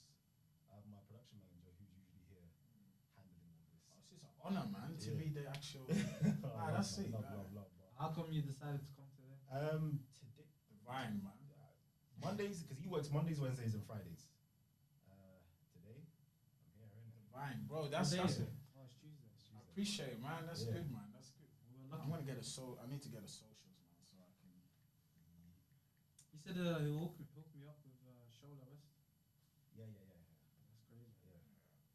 Which is what I was saying. People, resources, man. That's Yeah. the best thing ever. I I said that in the podcast. People, best resources. You got 3 people away from. You know, I told him if I wanted to get to Davido, for example, you know someone that knows someone that knows someone that knows Davido. Yeah. It's all connection, man. Yeah. Best 100%. thing. So It's networking, I'm never man. scared to ask people like, yo, can we? Like I told you, all they can say is no. Like, nah, it's not gonna happen. I was gonna say this, but you said something so interesting. I forgot about it. But I've got this person. His name is Fordano. He watches my stories, but he doesn't follow me, and I don't follow him. And I have a lot of people like that. he's part of Beyonce's team. There you go. So you're just basically. I already shot him a message. He didn't reply, but just listen. It shows you how close you people are. you Yeah, are to yeah. people. You'd be surprised, Crazy. like. Yep. So it's such a small. The statistics out there. You're 3 people away from someone. Bro. That's mad, you know, to think about. It's If I crazy. want to get to Donald Trump, somebody knows someone. It's mad, like. It's You actually just gotta be audacious and actually ask the question. questions. Yeah. That's it. it. You know, people scared of that rejection. Like, I know. Like, but I feel like. He had a lot of rejections. You sounded like. Rejections. I should interview you. You know. That would be a good one, actually. Yeah. How you build this and everything. For real, you know, because I must be have had rejections, but you know when you're just, I don't know, you're cold or numb to it. So you don't really see it as a rejection. How do you become cold and numb to it? It's because you realize it's a numbers game. Exactly. Yeah. Bro, that's what I'm saying. I like It's a that. law of Yeah. averages. I don't know if you know We about should law of clip that. proba- We should clip No, law of averages and probability. If you send 1,000 emails, one of them is going to say, it's impossible for all of them to say no. That's right. But people. Plus, once you know you have value in yourself, Exactly. if somebody turns you down and says no, I'm like, I don't bro, do you- nothing. But that's No, what I'm Hey, your loss never mine. I felt like that. It was a bit Bro, cocky, but I felt yeah. like that. Yeah. 100. I was like, because yo. you got to believe in that source, like, this is about to blow, so you're missing out. Like. I was gonna fly out for this guy, but he felt he was okay. My approach was a bit, but I was like, no, you're losing out still, because I don't see anyone else queuing up asking you to. Once you get your reps in, that confidence will just like. Bruv, exude didn't I from say you. that? You know what Moses says? Didn't I say that? Like, your reps, like, the more you Reps do the is work, the everything. confidence builds, like. It's about reps, like. Moses says volume negates luck. Yes. Yeah. Yeah, I agree with that. 100%. 100%. Each time, as long as you're a person who reflects and learns, Yes, you can't just. keep on doing the same thing over and over and over, expecting a different result. That's the definition of Any- intelligence. Insanity. Intelligence. No, to do the same thing over and over again, but expecting different results. Have you, I don't know if you guys watched I don't know if you're into Kanye West or something, the documentary he did on Netflix. Bro, he went into the office here, he played All Falls Down. None of them believed in that song, bro. That scene is so powerful. It gave me goosebumps. He was proper rapping in the Rockefeller studio. They weren't paying attention. They're like, oh yeah, he's making noise, bro. Obviously, we know what that song did. Yeah. But I'm just thinking that even at that time, they could believe so much in his source, like. Yeah. And imagine passing on that. Imagine they passed on that song, for example. Someone else would have get it. So I really like that aspect of like, it doesn't matter if they say no, as long as you. I know it's hard because we like validation. You know, we like people to say like, oh, you look sick, or you look good, or you're good at work. But can you still believe in that source if no one gives you validation? That's a hard thing, bro. Hardest. That's the hardest, like. Hardest. Like, I can't even. I remember. imagine if you came in and everyone say like, this is dead studio, man, dead studio. You still gotta believe like, what's the guy, man? He's not worried because he knows it's not. I'm just saying. It's Some people going to a better. Let's say that, like, Bro, your different family could studio. be just like not supportive of you. Because when I was first like podcasting myself, like there was no belief in it at all. Yeah. Imagine, man. Until I said my missus at the time, she must have went to Turkey on holiday. She come back. I presented her with like a box. She looked in the box. It was a key. She went outside. It was a Range Rover. I bought her a Range Rover. What? I said, the same shit you was talking about doing this, that's what just bought you that. So What she did she thought, say? did she feel like it was she a waste was of time? happy, innit? Like she was over the moon. So she felt like you was kind of wasting your time. It's I not don't like a even know if career. she felt like she. It's not just career though, innit? That's how you see it. like How do you say that- you're gonna start a podcast studio? like she was on a vibe where it's like, are you still there talking to these people? Because I'm there late You at had night. a podcast. I had a podcast myself, Oh, so I was okay. podcasting myself. I think you need to shed Oh, light you on made, this. you made money from it. Oh yeah, but hey, yeah, I made good money on that. Oh, that's sick. Oh, is that how you was able to like? I had different businesses. Oh, okay. to do and stuff. But yeah, that was a good money maker. Though, at the time. Can we get an episode with you? You might come with a fee. So you from that podcast, how you managed to buy the range? Yeah, from podcast by itself. But I know she'd never doubt you, Bro. again. Is that After sponsorships? Nah, that was a lot of that money was actually AdSense. I didn't even make a proper business out of it at the time because I didn't know no better. So because it was new, it was like YouTube Yeah, at that brand time new. was Yeah. brand new. Yeah, they brought me in like to the YouTube studios and Used to be taught me audio, how innit? Used to be audio only, What YouTube? like podcast. No, oh yeah, podcast. Because I never knew about podcasts. Okay. I was in my own lane. I didn't even. There was nobody else around me doing what I was doing. Because I'm in my my front room, and I'm using like the internet and the tools that was available to interview people in America. What? So all of my interviews were like American based. Because Tuesday at the time, I was a bit too my ego, my pride, wouldn't allow me to work a day job. That makes any I think sense. it's good. Look where it led to. Yeah, so it didn't allow me to work a day job. So therefore, you don't want your friends to see your come up. Because everybody, when they know me, like, it's like, this guy is always up. We don't ever see him work at all. Like, we just don't see it. He's just always up. So I was like, can I really go to do a 9 to 5 when I had the opportunity and do that? I'm like, no, I can't. So I was just there hustling in the background, doing American, conscious community, Pan-Africanist stuff, all of that. Let me connect with you, man, bro. You know what it is here. What you did is called. There's an analogy called burning a ship. Yeah. So basically, what that Yeah. means is that when you go to war, and then I think a great army leader did it. Yeah. So as an army, you're thinking, oh man, the ship is still there. We just can retreat. Plan B. But when there's no plan There's B, no plan B. The leader burned the ship. So they had if we don't die, if we don't kill them, we're dying. Yeah. We're not going home. Bro. And the same thing with you is like, I can't go to that 9 to 5. Bro, Like, I can't go and to then the obviously 9 to you're 5. thinking there's a bill coming, so you have to do Bro. something. Trust me, because them times there, like I had old money, I had good money, that's just old money that was just keeping me. But every single month It keeps going it down. keeps going down. You're Yeah, spending like 3 bags like minimum a month, and it's like, oh shit, man, this is eating, and then finally it just popped, and I was like, alhamdulillah. I was like, yeah, baby. I understand because sometimes where obviously people have always seen you. Oh, he's the motivation speaker, stuff like that, and then obviously there's nothing wrong. Obviously, you have to do what you gotta do. Yeah. If they sometimes they see, oh, he's just doing a normal job, Yeah. bro. That kind of kills your credibility. So I does. always say, like, even if you do, bro, don't put it out there. Like, Yeah.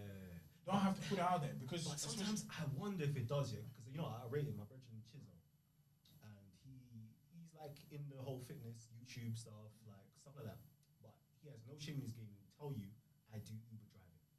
Same, I think that's different though. Like, Yeah. I don't think that's bad though. I don't think it's, different. I feel like What about layer picking? no, I don't think no. I don't. I just No, don't. you see, What I'm rubbish saying is bin that men, yeah, they make money, but I'm just saying, what do you want people to know you as? Like, Yeah. That's what I'm saying. So there's nothing wrong. We all have something on the side, but I'm saying if you want people to know you as a podcast studio guy, you have to put that out there more than, I don't know, I'm a. yeah, because it's your brand. It's your brand, It's your reputation. I'm an accountant because Yeah. maybe you're trying to do this full time. If you're Yeah. not trying to do it full time, that's different. Like, you see what I'm saying? So I was like, sometimes we have, as men, we have pride. we have ego. Yeah, man. We have ego, like, pride. ego. And something you need that a little bit. Yeah, you need that. bro. You need that. I won't lie to you. I'm with it because I'm like, listen, if I don't make it, I'm not eating. I don't mind. It's good to put yourself in uncomfortable positions as well. Like, Yeah. you know, like if you know how it feels to be broken, you don't want to. Bro, you never want to go back. You never want to go Have back. you ever heard that? If once your mind is stretched, yeah, it never wants to go back. Meaning, like, if you take business class all the time, Yep. I promise you, you're gonna be like, I can't do Bro. like. It's not like you're being bougie, but your mind's Bro. every second was out there. Every second, 100%. air hostess is like, "What do you want, sir? What do you want, sir?" It's not like trying to squeeze in. So it's like once you taste certain things, like Kofi would tell you as well. Once you taste a certain thing, you don't want to go back. Bro, Man. you never want to go back. You never want to go back. And this is why life is expensive, you know. It's man. expensive. You like you flew economy, cool. Then you go up to like premium economy. It's like I can't even do that. I can't do economy anymore. I can't do economy anymore. The long legs, man. They need the premium. You see it. Then you go into business class and then you go to business lounge. It's like I ain't going back. I ain't going back. Trust me. Because I'm going back. the treatment is different. Different. You see why you pay for what you pay for. You go to a 5-star hotel It's versus different. your normal travel lodges and whatever. Bro, Wait, never travel going lodge, you back. open the door. You go to 5-star, they open the door for you. For like, you. No matter how many times you go through, like there's got a doorman there, like. Trust. Like there's some hotels they're not even allowed to point you. Oh, the room is on that floor. They're gonna tell you No, something. they'll We take you take there, you. like. Oh, let me take. No. Let me walk you to your table and bring you your food, even though it's like a Exactly. not self-serve, but it's like Yeah, a yeah, bar yeah. type thing. Bro, the service is just different. It's like, oh shit, okay. I asked Okay. on. You're right. Even the gym as well. Even the gym, Easy Gym, Pure Gym. You've been to that? Go to David Lloyd. See Go what I to said in the Third thing? Space. Go to one of those. I said that in the podcast, bro. Ain't Like my nothing boy wrong. goes to he went David Lloyd, and also one of them just renting out. He went to live in Chelsea. I don't know if you heard. I said, so bro, why do you go to Chelsea? He said, bro, the type of people I'm looking for are there, bro. There. Ah, bro, and he connected. I'm like, because it costing him a lot. I said, bro, it's costing you a lot. Why are you doing that? Yep. And I didn't get it. And he said, Rudolph, man, the type of people I want is there. So, oh, I get it. So, what am I gonna get? Being easy. What type of people you think will be at Pure Gym? You see it. No disrespect, but Yeah. like the frequency I'm reaching, like that people are not there. Yeah. Think about it. If Next the levels. top 7 figures earners, they ain't gonna be in Pure Gym. Like no disrespect, like. So sometimes you have to pay the 145. It's a lot of money, but you got to tune your mind. It's an investment, like. Bro. 100%. I made an Or investment someone can coming in. just like, oh, can you Bro. show me how to do bench press? Or can you squat me? Okay. So what do you do? Like, oh yeah, Yeah. like, oh yes. Let's talk about business. And then they will link you to other people, open up to their network. Game over. You know why they say why is golf a top sport? Because a lot of business are strike on golf courses.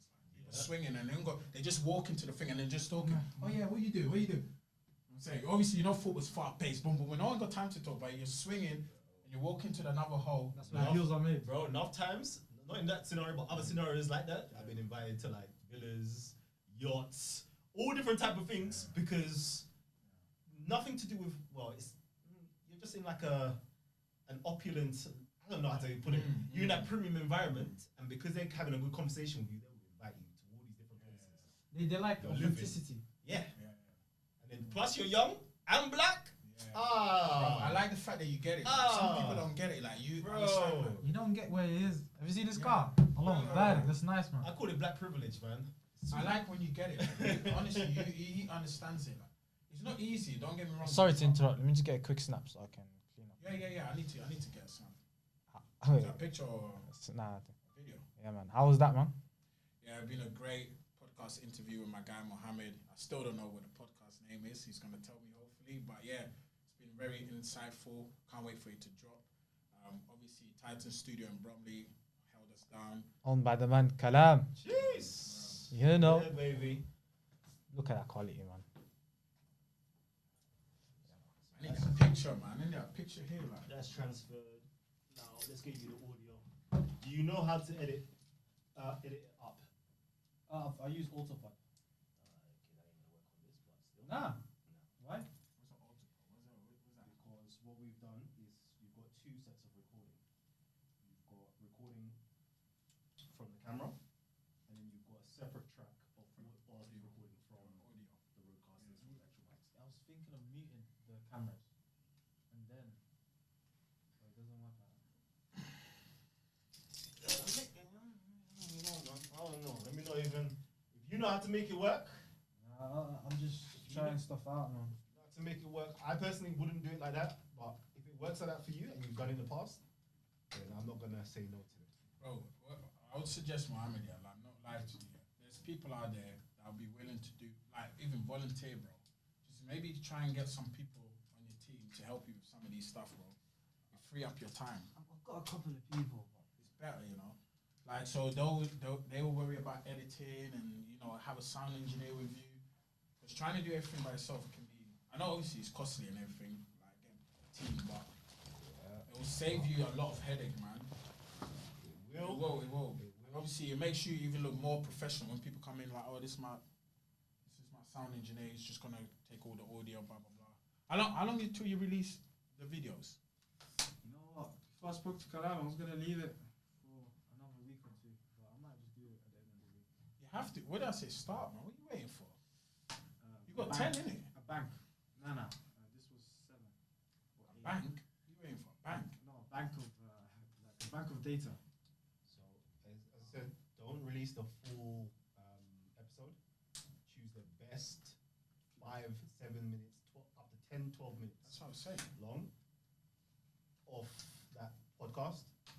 Grab that, put it on there. Off the second one, do the same. Look back in your first one again. See if you can find another one and just put it up there as well. I agree. So with there's a that. variety Yeah, I agree. of short clips. When do I drop actual episodes? Personally, Don't. I would say you don't even need to until a month later, you know. Okay. Like you need to have a marketing plan of how you're gonna drop your actual episodes. But you want shorter clips to Entice people, innit?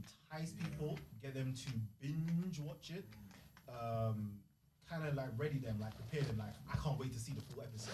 Yeah, I like You see what I'm saying? You need to leave them on each clip needs to be a cliffhanger. Yes. To be like, oh shit, what's gonna happen next? Shit ain't out yet. It's coming out when? Nah, Mo, drop that video. I want to know what he said. He said there's 5 ways to make money on, and this is how you do it. 5 ways. The 5th way is gonna be the best way to make money. He told me the 4th, but he didn't drop the 5th one. What is it? On the 5th one. You get me? Cut on the 5th one. No, they're gonna be on you. That's the format that everyone uses now. If you watch, who's the biggest You one do it. now? I don't like it. I don't like it when you do it. Yeah. I'm listening and then just follow on YouTube. There you go. It's There you annoying, go. but it works. Yeah, but yeah. even I was going to talk about not just my videos, but who's the biggest podcaster? The American footballer. What's his name? Like Cat Football. Williams went on. Oh yes, I know what you're talking about. The Anyways, big guy. Big, yeah. big- Anyway, he cuts the videos, Mhm. because sometimes people don't even want to watch the whole thing. You know, some Nah, people they don't. want to watch because you find out the small video can get 1 million views and the full video is not even got 1 million. You have to give them both options. So you pick the best part, this part you talk about why Africa is behind or whatever. So people who are interested in stuff they're gonna watch that. It's a die-hard fans that's watching the whole thing. Yeah. You will get something. You'll get people that do that. Even my videos, I don't even spend when I podcast the last one I did. Guess how long it lasted? What do you mean by that? But I have people on the panel as well. With me, Oh, you mean how long people how are watching long? for? No, how long is the length of that podcast? 3 hours is that, isn't it? 5 hours long. Whoa. No, ain't Bro, no- I went Morley's. I don't know if you have Morley's in your end. Anyway, I have chicken and chips. I went to the chicken and chip shop, came back, I see them still on there, doing their thing. Yeah, this is online, but I've left people to debate and discuss with each other. I'm like, I can't be here watching this, It's too long for me. But guess what? They're there watching it. Yeah, some people watch it. They're there watching it for 5 whole hours. Other people, they just want to watch it for that 1 hour. Other people just want to, just give me the shorts, give me the best bits. That's all I want. But you have die-hard fans You that have watch the whole thing. people watch the drink champs, watch 3-4 hours. Sometimes I can't watch it. But I- sometimes I don't know how to do it. Sometimes I can't lie. When one of my favorite artists, like, let me try watch it an hour, like, and then I'll come back next day. Yeah, but keep on watching. I can't. It's not easy. I can't, and I'm talking about my own program, my own podcast. I can't watch it. I can't even watch it for that long. But there's something wrong with me. Anyway. I don't know if I have ADHD or something. But every single podcast that I watch, or any YouTube video that I watch, which is annoying for everybody else around me, I watch it on ×2 speed. Yeah. I can't. He had that dopamine here. You always want that. You can't. You just don't want to waste no time. I don't want to waste no, bro. I'm telling you, like things like this. Like when I went to uni, I learned how to speed read. That was it, because I ain't got time to waste. So you can read a book very fast, bro. Let me say, I used to be able to because I needed to at the time. You know, like I was too cool for school, so you wouldn't ever. Man, like, I don't even see you at uni. How you coming in and getting better grades than me? Like, it don't make sense. Like, I have these little hacks. I know that which you do not. Yeah, with podcasts, and also is the caliber of people you. If, like I say, if I have people that are die fans of me, they're gonna watch the full episode. 100%. You know. You don't even need to. You don't even need But to watch the. But what you need to do, especially because you're releasing YouTube. YouTube wants to know how, like, people are staying on your channel. So those short clips he's talking about is gonna do you a lot of good, man. That there will make your thing blow more than anything else. That's the plan. I like that. Let me leave this here for you. Thank you, bro. And again, And even you need to get the extra hour. yeah. I'm gonna try this actually. You can pay on my phone. Yeah. But again, I've got the machine, but I want to just try this with you. trial and error. Yes. Wait, no, He's gonna extract all your money He's from you. Nigerian. 419. Let's see. Does it get paid? Tap to pay on iPhone. Card reader. Okay. Boom, boom, boom. Those cameras are like a couple grand, yeah. This is 10 bags. Yeah. For finance, you tap to pay on iPhone. Please don't close the app. This will take 30 seconds. Why not learn? Blah, blah, blah. All right. Continue with this Apple ID. Tap to pay on iPhone.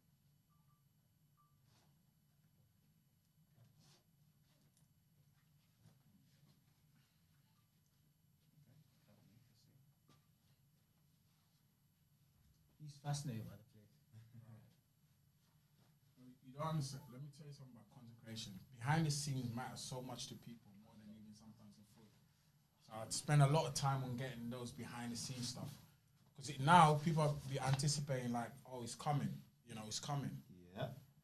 So now all my people are waiting for your video to drop. Have you got a date or not? No date, no. It's like Kalam said, need to construct a. To be fair, let me ask you a question, Kalam. Yeah. I've got this one guy. He's got 500,000 followers. Okay. That's sweet. I've done him. Yeah.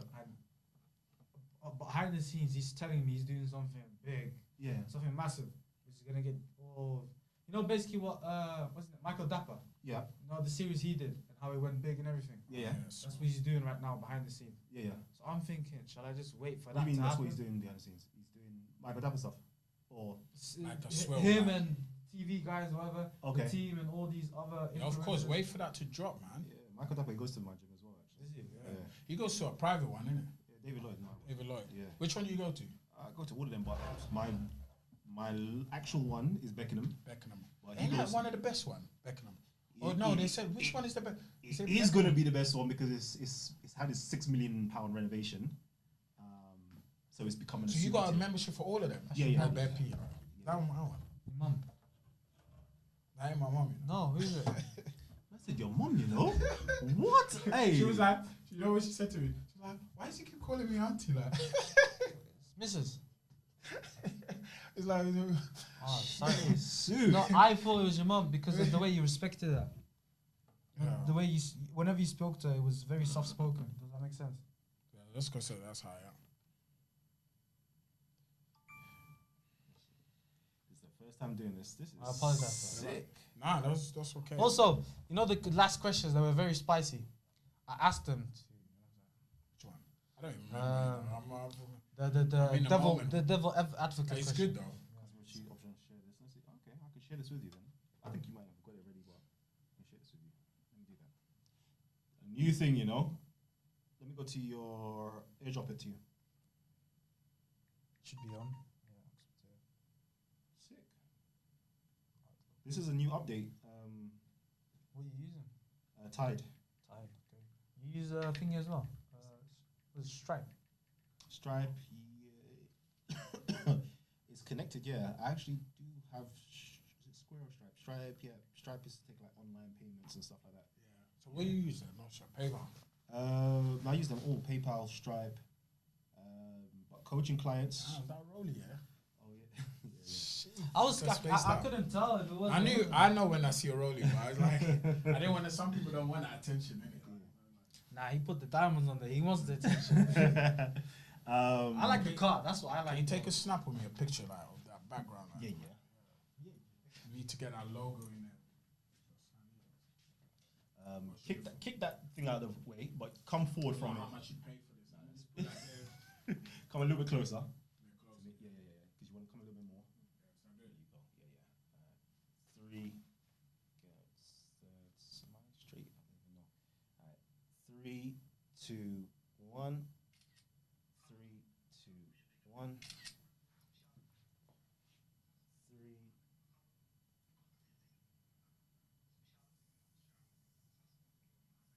3, 2, 1. One video and then that's it. I promise. That's it. I'm done. I need to get the logo. I'm not even gonna talk. I'm just gonna.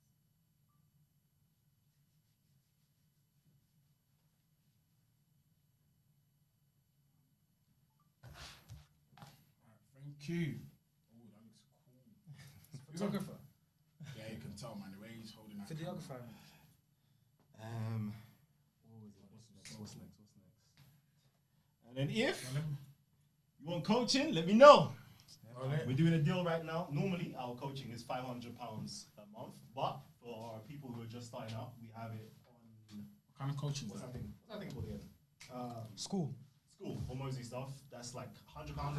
Kind of That's less coaching. than actually 90 something pound a month. What type of coaching? So podcast coaching. Oh, how to start a podcast. More than that, how to monetize your podcast. So we Yeah, sell sponsorships. everything. More than just That's a good. That's good. So what? 500 is kind of. I just paid 2K for Kane, man. Is it? Yeah. That's what I'm Like, saying. let me know afterwards after you finish. It how hasn't started works. yet. It starts this Friday. Okay, let me know how Okay. it goes. I didn't know about you. This is I what know. what happens? happens. See, that's what I like about you. You invest in yourself, Yeah, man, that's which is good. good. Just I'm go gonna start overdraft. cheap. I'll go in overdraft any day, Yeah, anytime. standard. Because it's gonna go back up in it. Trust me. And then we go back down. I've invested in loads of like Bruv, the best- courses back in the day. From like, How do you find trading? back I in need the to- day, it was sick. What? Me and my brethren, yeah, bro, it's like Foreign every exchange. single day. Yeah, forex. Every single day, yeah. This was Really like trying to get into that. just before uni started. So that's like college days. Just like just Freshman days, the fresh days. college days, Freshers. like the end of college, but just starting university, so I couldn't carry on when I started university. Why not? Bro, phone, but I was losing money because you have to. I'm in The class entry, and I'm yeah. trying to do the. It's like, it's Stop long. loss entry. Yeah, like it's long. I couldn't do it. So it's like no, I had to just leave it alone. But me and my brethren, all we used to do was like, this is it. We read, we sit down, we trade. We read, sit down, trade. Where is he Read, now? Sit down, trade. Where is he now? Where is he now? Right now, he's traveling the world. Right now, you know. Does So you got a good. he still does trading? He doesn't do trading. Recently, okay, I do a lot of business with him. So he's done a business acquisition in passcode, just a little bit down. It's like a trucking company anyway. Like he got like That's really good. Really, really good. good. With him, he's like got a £250,000 finance deal. So he's basically like bought over a company. Sick. Let me give you the rundown. He's bought the company, like, but he's phasing the owner out of the company. Yeah. But it's like no money down because he's using the finance company To transition. to transition it over basically, and then he's still making an income like on a monthly basis based upon the revenue that the What, is it just logistics? yeah, logistics like taking up now. It's more than logistics. What's it called? Like building equipment, like road stuff, building equipment. So there's like 20 odd trucks and drivers and stuff that's removing stuff from the roadside, basically. Any like roadwork stuff, they remove that. Um, I wouldn't fix there. I was like, Bro, you got a good the, circle around you. the guy I interviewed, we got me in contact with Rudolph. yeah, His name is Golfi. Yeah. He runs 6-figure business as well. yeah. Me and him, we basically established that the money is in those boring businesses. Boring business. I like the way you just emphasized that. 100%. Why did I have the camera on, man? Bro. Oh. That's real, you know. Oh, man. It's You should have seen that face you pulled. Yeah. Oh, Like this business here is a lifestyle business.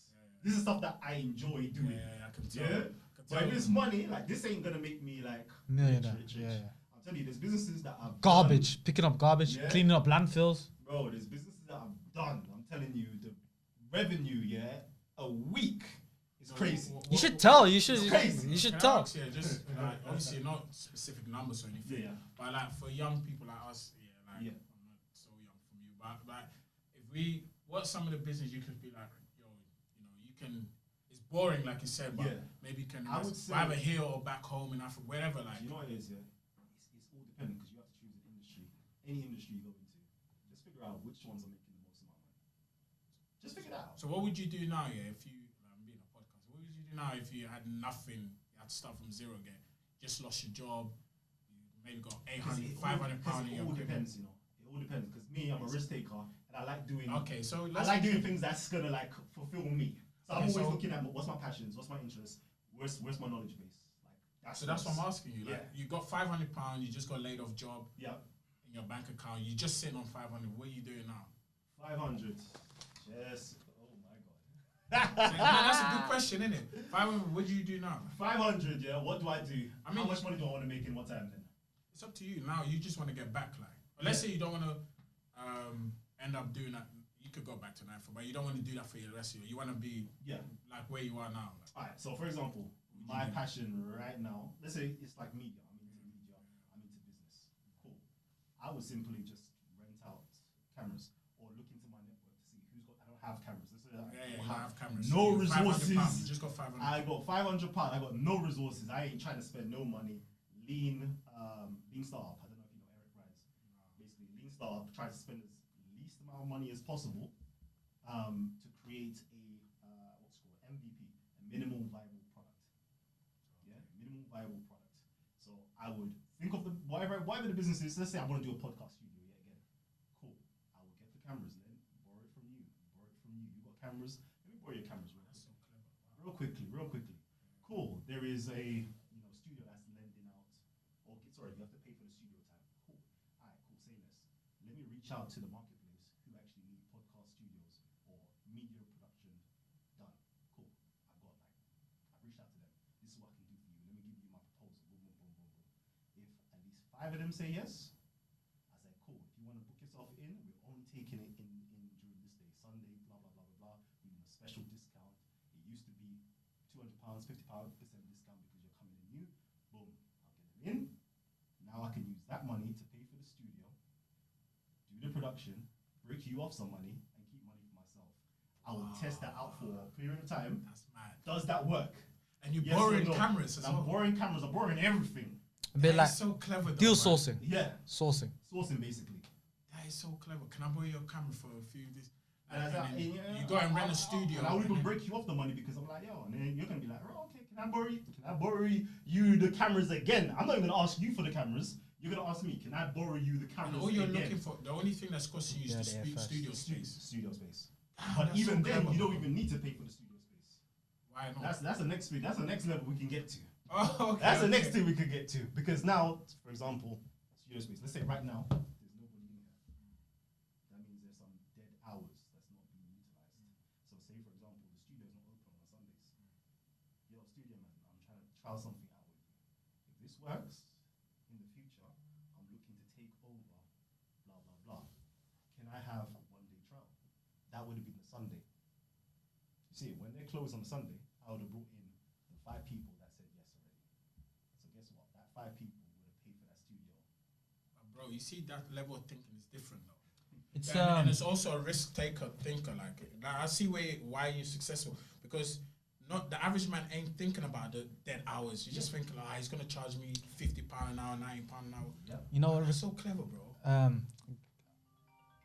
Someone asked Rick Ross, how come you're a billionaire? He said, I don't leave no money on the table. He goes, what do you mean by that? He goes, on Saturday, I'll charge you 175K for a show. On Tuesday, I'll charge you 60. Some people won't do that. But you see me, I ain't leaving nothing on the table. He goes, some of y'all have laundronettes. You charge $5 for a wash, and someone will come in with only $2. You say, I'll take the $2 and find another deal and say, you're gonna come here next time. And you're gonna spend the $5 and give the 2 back. You guys just left, you got 0. There's a lot of money on the I table. can see like the... A lot of money on the table. Same Like you gave me some good And you got the advice. beard as well. hey. Same thing I tell like my students as well. Like when you've got your clients in here, like you want to sell to them too. Like charge them because when I used to podcast as well, £200 was like the minimum. If you're not popping, you're not somebody. If you're not like a Umar Johnson or a Tariq Nasheed. You had Umar Johnson on there? No, actually, I haven't had Umar Johnson on there. And he's just using it as an No, example. but the way it flicked off the tongue, he was like... Because I was supposed to have him on, Yeah. but I can't remember what happened at the time. But Tariq Nasheed, I've had on. Queen of Fu, I've had on. All the other You big can names. only charge that when your thing is popping.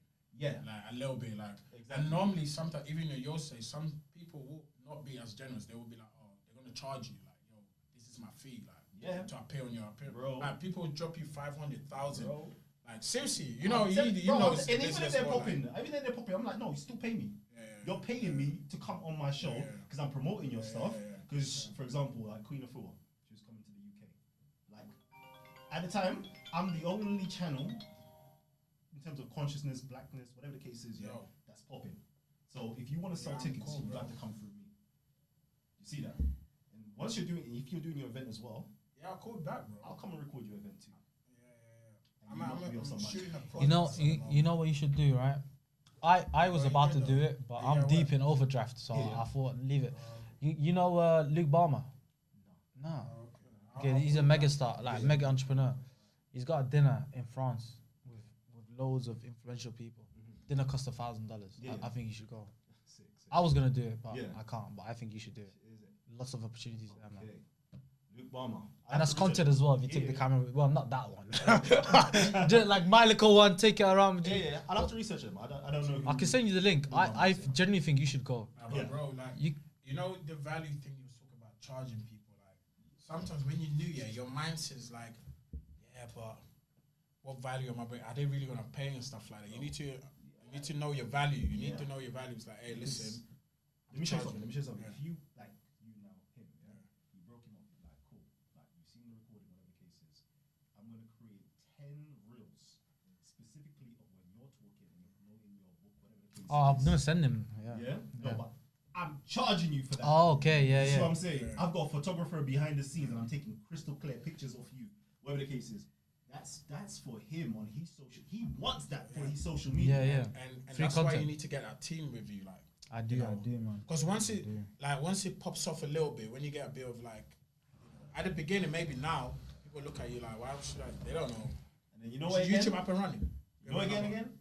Affiliate. So if he's got the website, Put the link for the down. book, he gives you an affiliate link for that book. 10%. So how much is that book, for example? $11.99.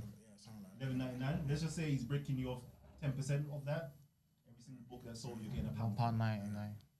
£1 from And if 500 people buy it, that's $5 to you. Yeah. And then now, if he's now doing something even above that, he's doing courses. So people are already High like ticket. from your podcast. That's not even high ticket. That's still mid ticket. If they like you from the podcast and they see that he's got a book and he's an authority on that field, cool. And then now he's got a course. You got to fill a link to the course. So from £12.99, £12 basically. He's got a course for £300. And he's kicking you off.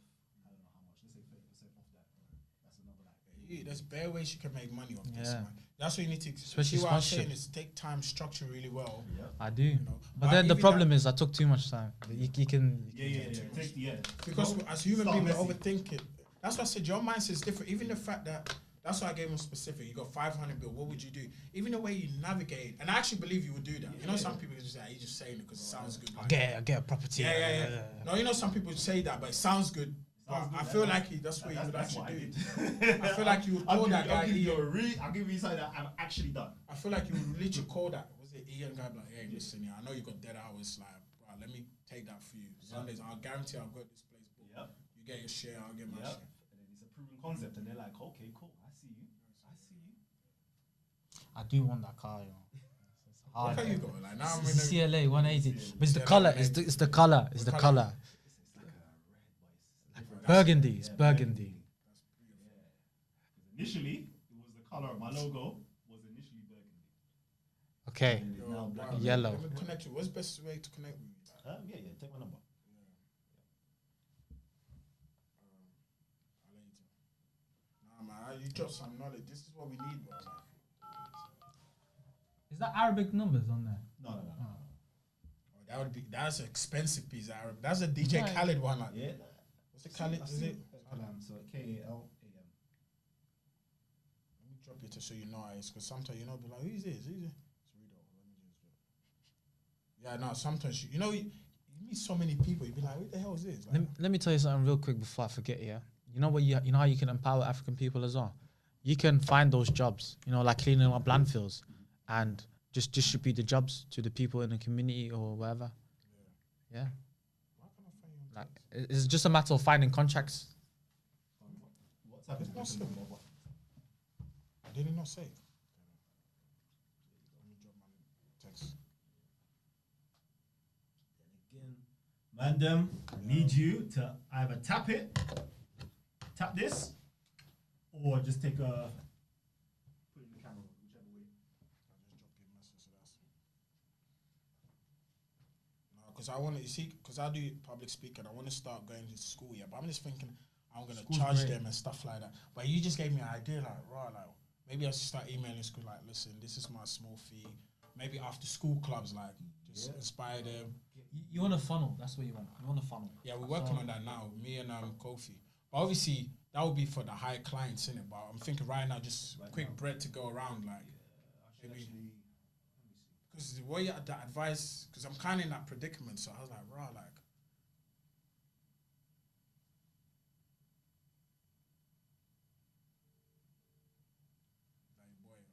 Yeah, one of my clients. Rob. There's loads of Robs, man. Yo, my G, I'm still waiting for you, you know. No. Hey, bro, listen, give me 5. If I, no, hang on 1 second. Look, look. This is there, get out, man. Yeah.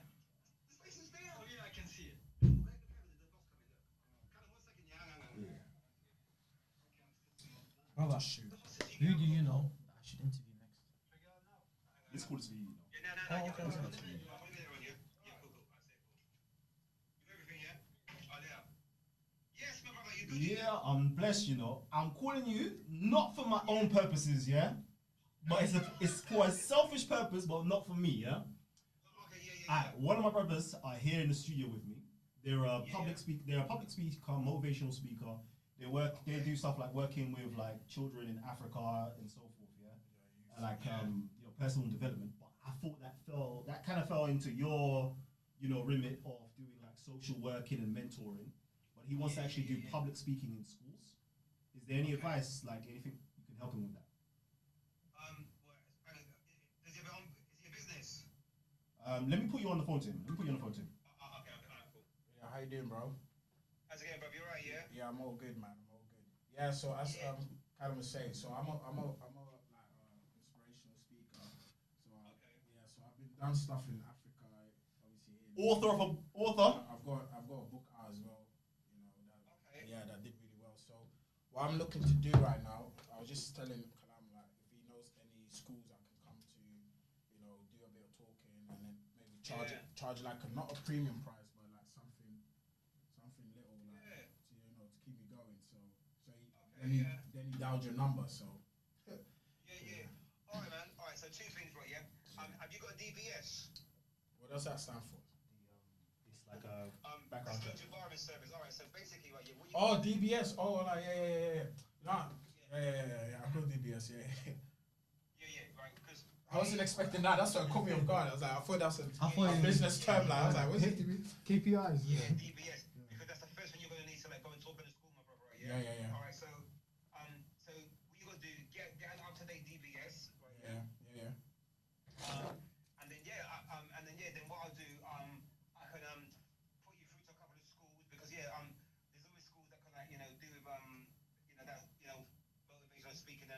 especially the ones I deal with. So I'm a youth offending officer, right? Yeah. Okay, I'm a probation dope. officer. Yeah, yeah. So I deal with all the bad breed, street youth, and all them things there, brother. So all the schools I go into, yeah, that would be good, man. So yeah, so if you get like a DBS, are you on Instagram? Do you have a website or anything? Yeah. I'm on Insta. I've got everything. Is this yeah. okay to go on? Website, I didn't mean to get you on the back, but you was So doing the first thing you do, right? It's Yeah, cool, it's cool. get On your the thing. DBS, brother, and then No, on the yeah, Google we can review. talk, brother, because then I- Yeah. Because to go into the school, they're gonna I ask didn't you. mean to. have I you got a like DBS? the Chris yeah. Cameron. Whichever you want to get it. Even though it's just for like 2 hours, that's how they are nowadays, like, bro. You get me, right? Yeah. So, So yes, how old are these students like? secondary school, innit? Yeah, Oh, okay, secondary yeah, school. just So, smart. yeah, so it's like 11 to 16, 11 to 16, innit? Oh, okay. You got any colleges as well? I love perfume. Nah, I don't. Nah, What was you That's wearing? calm, Nah, that's calm. That was Prada. Luna Rossa. colleges Black, Prada black. Do you think the schools will pay them? Fiber. Carbon. Like honestly. Yeah. No. I mean, do you know, No, it's cool. And Prada black. It's how Yeah, you, but it's how is you it market it, basically, okay, bro. fine. Do you know what I mean? Right? That's what it's literally called. Prada black. So your advice, how should I do it? Alright, so me personally, get yourself your DBS. That's the first thing, right? Yeah. Then the second thing of all, right? Yeah. Your motivational speaking, yeah. But I mean, so example. So right now, a lot of the youths are fucking up with choices and decisions. You know, knife crime is on the rise again. You know, gun crime's on the rise again. You know, right now London is very, very dark, my brother. It's dark, right? Yeah. So if you're going in there, right? Yeah. You know, they need some spoken word poetry about being uplifting, making better choices and decisions. You know, friendship groups, family, love, guidance, right? Yeah. It's okay to be vulnerable. Do you know what I mean, my brother? Right? Yeah. So these all, what's this guy doing, man? Sorry, brother. He looks like he's always on the go. It is. Sorry, man. Yeah, I So get. yeah, things like that. I mean, what's your book about, bro? So it's called Build Your Life to Inspire. So how you can like. Well, there we go, then, innit? There we go. That's perfect, bro. Do you know what I mean? Yeah. So even the title as well, it goes hand in hand with, like, you know, what you're talking about. Okay, so I'll tell you what, right? Yeah. How do we connect? Alright, take my number, and I'll send it to you. yeah. And then what I'll do, I'll text you my email as soon as you get that DBS, because, bro, in order for you to go to any school, DBS. right? You cannot go into any college or any school without a DBS. That's the first thing, my brother. Yeah. So they're about £30, but you need to get an up to date one, brother. Yeah. An up to date one, right? And then So you reckon do like a workshop, like a 2-hour workshop? You know what I'm saying? yeah. So because some schools might pay you about £3 for like 2 hours. That's just an example now, yeah. You know, and then obviously once you do one school, you do like another school, and then it's word of mouth. Do you know what I mean, my brother? And everything, yeah, man. So but no, I could definitely get you to some schools, and even sometimes, you know, with some of the schools I work in, you could do like a workshop, and it could be like, I don't know, a class of 20, and then you might have them for 2 hours, brother. Yeah, so yeah, my brother. that's cool. Do you know what I mean, my brother? Yeah, and then sometimes they might say to you, okay, right, would you like to come back and do like 6 weeks worth of mentoring? So it could be where you do your workshop, you talk about your book, and then it could be, I don't know, you and, I don't know, 5 young people or 2 young people, and you get paid, you know, that way as well, my brother. Yeah, so I've seen this Yeah. before. I've I've seen it before. It's consultancy. Where from? Might be. I said I've got people from Progressive Media Mastermind Group. Consultancy prices, yeah. Which will be gone through Harry Kane. No, like Oh. yes. Your workshop will be I'm- a consultancy I'm going- workshop. I'm going like Right. 4, 5 So, years, 6 maybe. I appreciate it. Like, the exact same layout with the hand, Okay. the plate, the Yeah. book. But listen, the first thing you do, as soon as you get a Before you DBS, got it then from ring me, somewhere. right? Yeah, as soon as you get that. Yeah. Okay, so I'll get my guy Callum to send your number to me, and then when I get a DBS, I'll just message you.